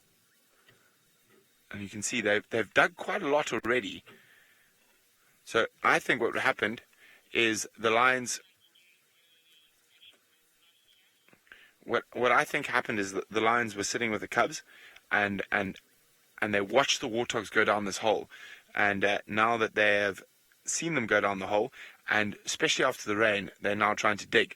Now, Rebecca would like to do an action broadcast, so yes, Rebecca.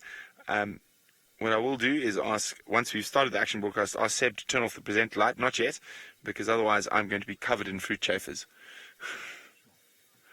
So, Rebecca, when you are ready.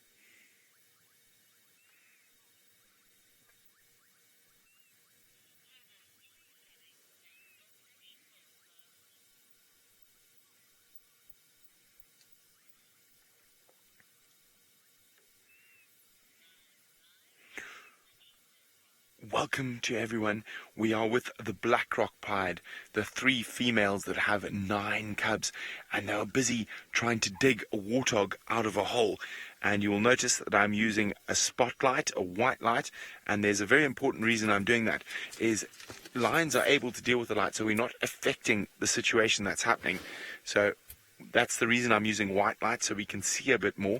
So normally we'd use infrared light if they were stalking up to something, but we have the white light on now because obviously the warthogs are under the ground. The lions are not affected at all by the light. By the way, I forgot, my name is Brent. Sebastian is our camera, and we're live from the Masai Mara in Kenya. Now what I am going to do is ask Sebastian to focus in on the lions. I'm also going to ask him to turn off the light that once we're on the lions that is on me, because after the rain we are... Oh, there we go, something happened. Oh. Now, that amount of dust that just shot out there, it's an aardvark. It's actually an aardvark. It's not a warthog they're after. They're after one of the most seldom seen animals in Africa. It's an aardvark. You can actually hear it beating its tail and digging.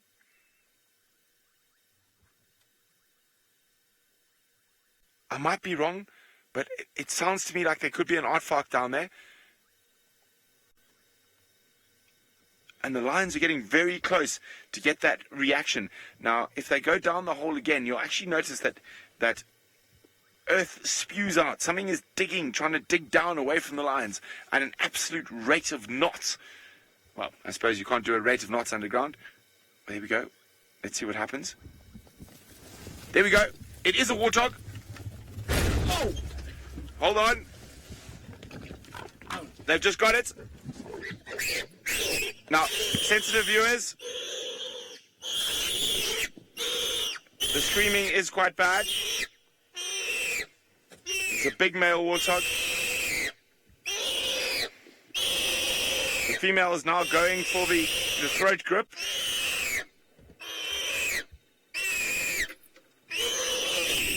There we go. She's now got the throat. Now one of the reasons predators go for that throat, I know the sound is really disturbing, is to try shut down that screaming so it doesn't attract unwanted lions or hyenas. I know for sensitive viewers this is very difficult, and a warthog screams are very, very, very hard to listen to, but fortunately it seems like the lioness has got hold of the esophagus and she is going to suffocate it now, and those terrible sounds will stop.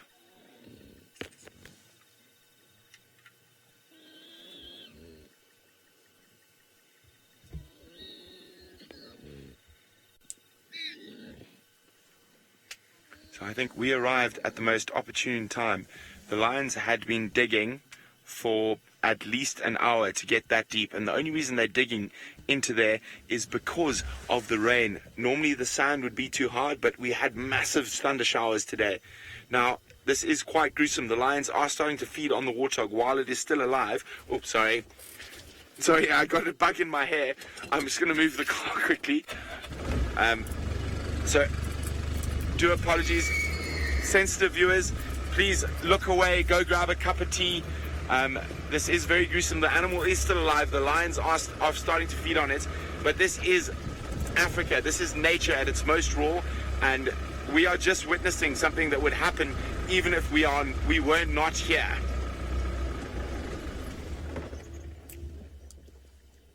Now, those screams might attract the male lions to the situation.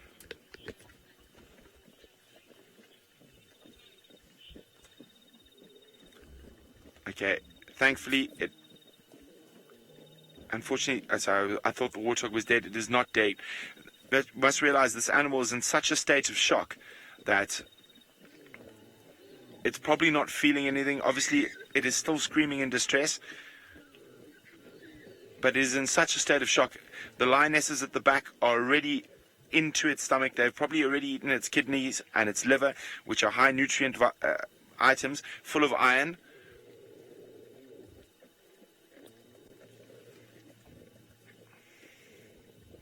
Here we go. I think it's not long. As I said, for sensitive viewers, this is very difficult. I do apologize, but this is what happens out here on a daily basis in Africa. Now, these 3 females have 9 little cubs that they have to feed and have to produce milk for. So this warthog will be an incredible source of nutrients for them to be able to feed their little cubs. So we do have a few questions. Sorry, I just didn't catch them there. Rebecca, can you go again?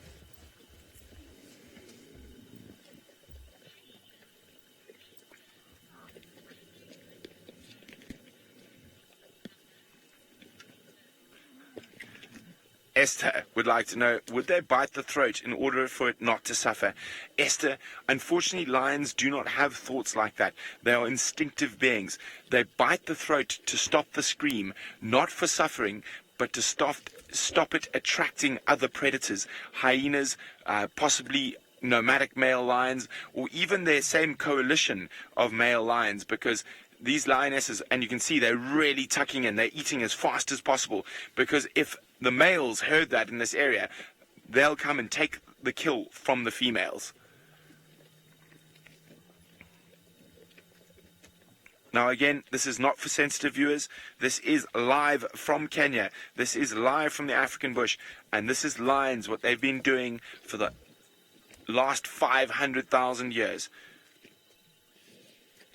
The animal is dead. It is not suffering anymore. And I don't think it's been suffering for quite some time due to the fact that it's been in shock. And there we go. So there's one female still holding on to the throat.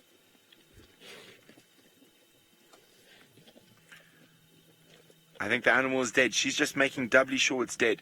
Now, a big male warthog like this is a very dangerous animal for lions. They have incredibly sharp teeth. Their tusks, their bottom tusks, known as tushes, are as sharp as razor blades. So they are able to actually inflict incredible damage to lions. So they have to be very careful when... Oh, lioness is looking up, and I said that screaming might attract male lions. Let me just have a quick look with the spotlights around. So far, luckily for the girls, no sign of male lions.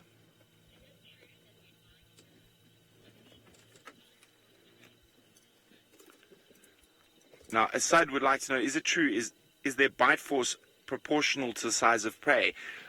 I would say to a degree, Asad, and also the bite force depends on the fight that is given by the prey. So with prey that fights more, such as a buffalo or warthog, they will generally bite a lot harder. Now, those legs kicking is not the animal alive. That is just its nerves kicking through. And so when something fights more, the bite force will be more than something like small, like an impala or a Thompson's gazelle, that with one bite you've crushed the spinal column. But with something as big as a warthog, now a big male warthog can weigh nearly as much as a lioness, up to about 110 kilograms. A lioness only weighs between 120 and 130. And with those sharp teeth, it is a very, very dangerous prospect for these girls. But they have succeeded here, and it has taken a lot of hard work. Now, some of you are wondering whether we've interfered in the situation. Those lions were digging in that hole when we arrived, and we have just watched what they were doing already.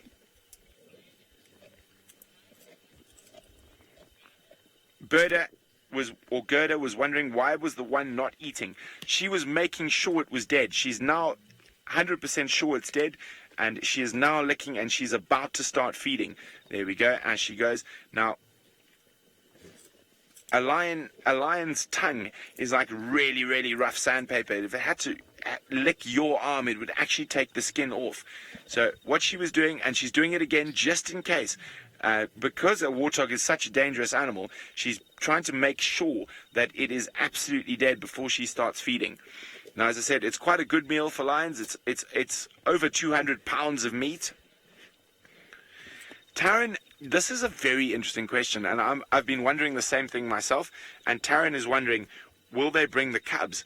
Now, we are only probably 300 meters from where the cubs are, and they have 9 cubs. See, there we go. She's just worried the danger the warthog poses. She's going back onto the throat, even though I'm very sure it's very dead. So I'm going to apologize, Seb. I'm just going to put the spotlight where I can hold it more steady. Sure. There we go. How's that? Yeah. So now we're looking at those tusks. So you see the big tusks at the top. It's the bottom tusks that actually are the dangerous ones, because they rub against the top tusks and become incredibly sharp, almost like a razor blade. So there we go. She's now decided that this is very dead. She's going to start feeding. So now, it would have been any of the lionesses, if they had been the first on the dangerous part of the lion, any 3 of them would have done exactly as she did and gone for that throat hold, while the others continued to feed from the back. And I know this sounds horrible, but lions have no idea about suffering and pain. They are instinctive animals. That meal is going to provide for their cubs, and they don't worry about the warthog's progeny or the warthog's life. This is life for them. Being able to feed on this animal will ensure that they are able to pass on their genetic line, because they're going to be able to produce milk for their cubs, and their cubs are very young, still under 3 months old, and there are 9 of them. Now, we might see some aggression between the lionesses shortly, because lions forget their manners when they're at dinner tables, and they will often beat each other up quite severely. And that's why when they're not eating, they have incredibly close social interactions with each other, and that's to affirm the pride bonds. So far, it's been quite civil between these 3 girls, but that could change in an absolute instant once the food gets a little bit smaller, or, as I say, there's a little bit less food to go around. Okay, what I'm going to do, Seb, let's go back to me quickly. I'm just going to reposition the car quickly. Now, the lionesses are looking, and that's why I want to just check with the spotlight. And that warthog squeals might have attracted the Black Rock boys, the 2 dominant males in this area. So they keep looking behind me, so I just want to use the spotlight to see if those males are coming in. And what I'm going to do is also use the headlight on the lions, so we don't have as much jerky hand as I have. I hope that works for you, Sebastian. Yeah, should be fine. How is that? Is that good? Yes, thank you. There we go. And this also gives me the ability to check around while you're looking at what the lions are doing, to see if any of the males or other lions are potentially coming in. Now, it's very unlikely we're going to get any nomadic males near here, because this is the core of the Black Rock's territory, and those Black Rock boys, the one-eyed bruiser and the beautiful dark-maned male, will protect this area more so than they will the peripheries of their territory, because they have these 3 females that have 9 little cubs that are carrying their genetic information to ensure that their legacy will last for a lot longer. Now, of course, those squeals might also attract hyenas.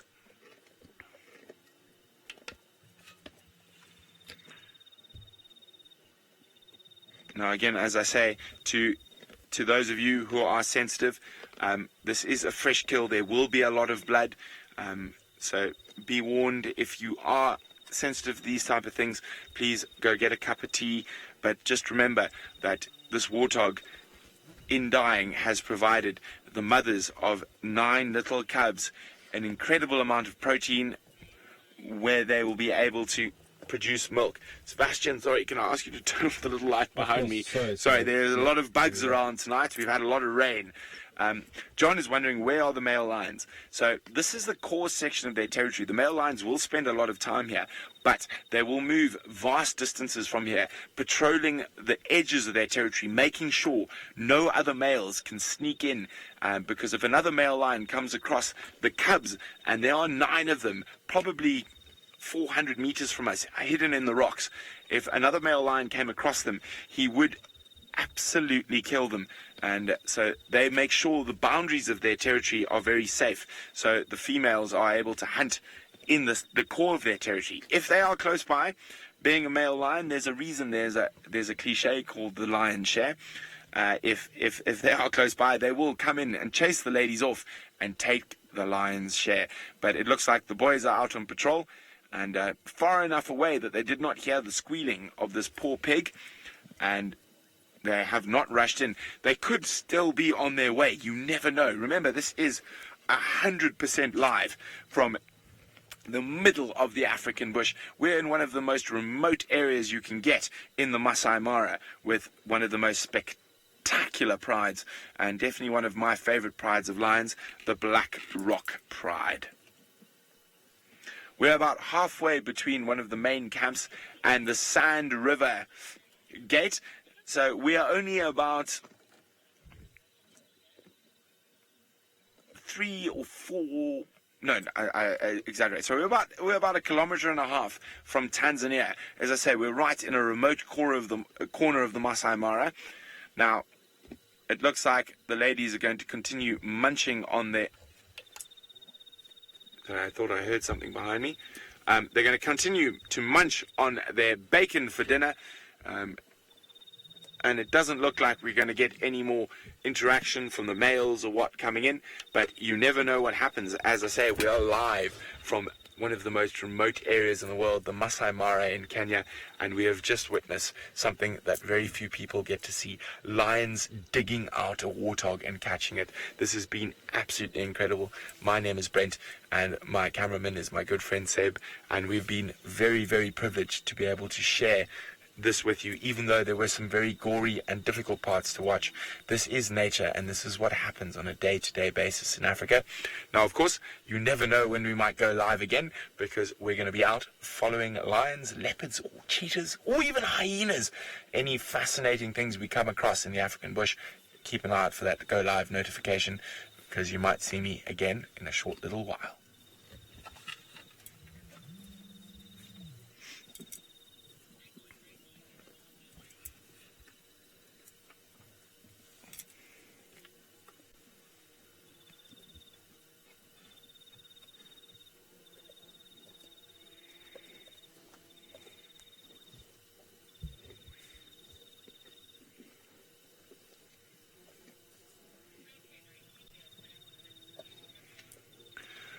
Wow, guys, how was that? Wow. Now, I have seen lions dig warthog up quite a few times in my life, but normally I have to wait about 2.5 hours when I get there. We just happened to be here at the exact right time to see that. That was incredible. And of course, now, if I take my spotlight and ask Sebastian to show you, over there. Oh, quickly across to Tristan. I'll tell you the story later.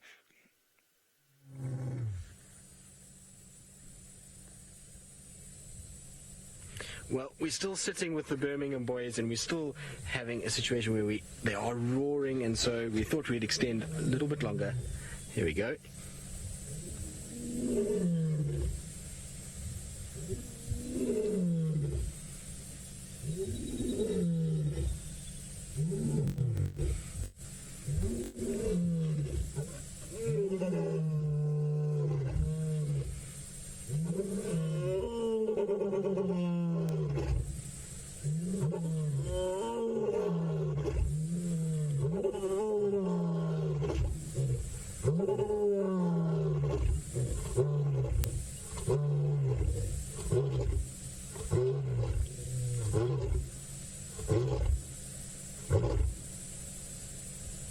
And that is how you end a safari in the evenings. That is the best sound in the world. You can see it's taken it out of Mfumo.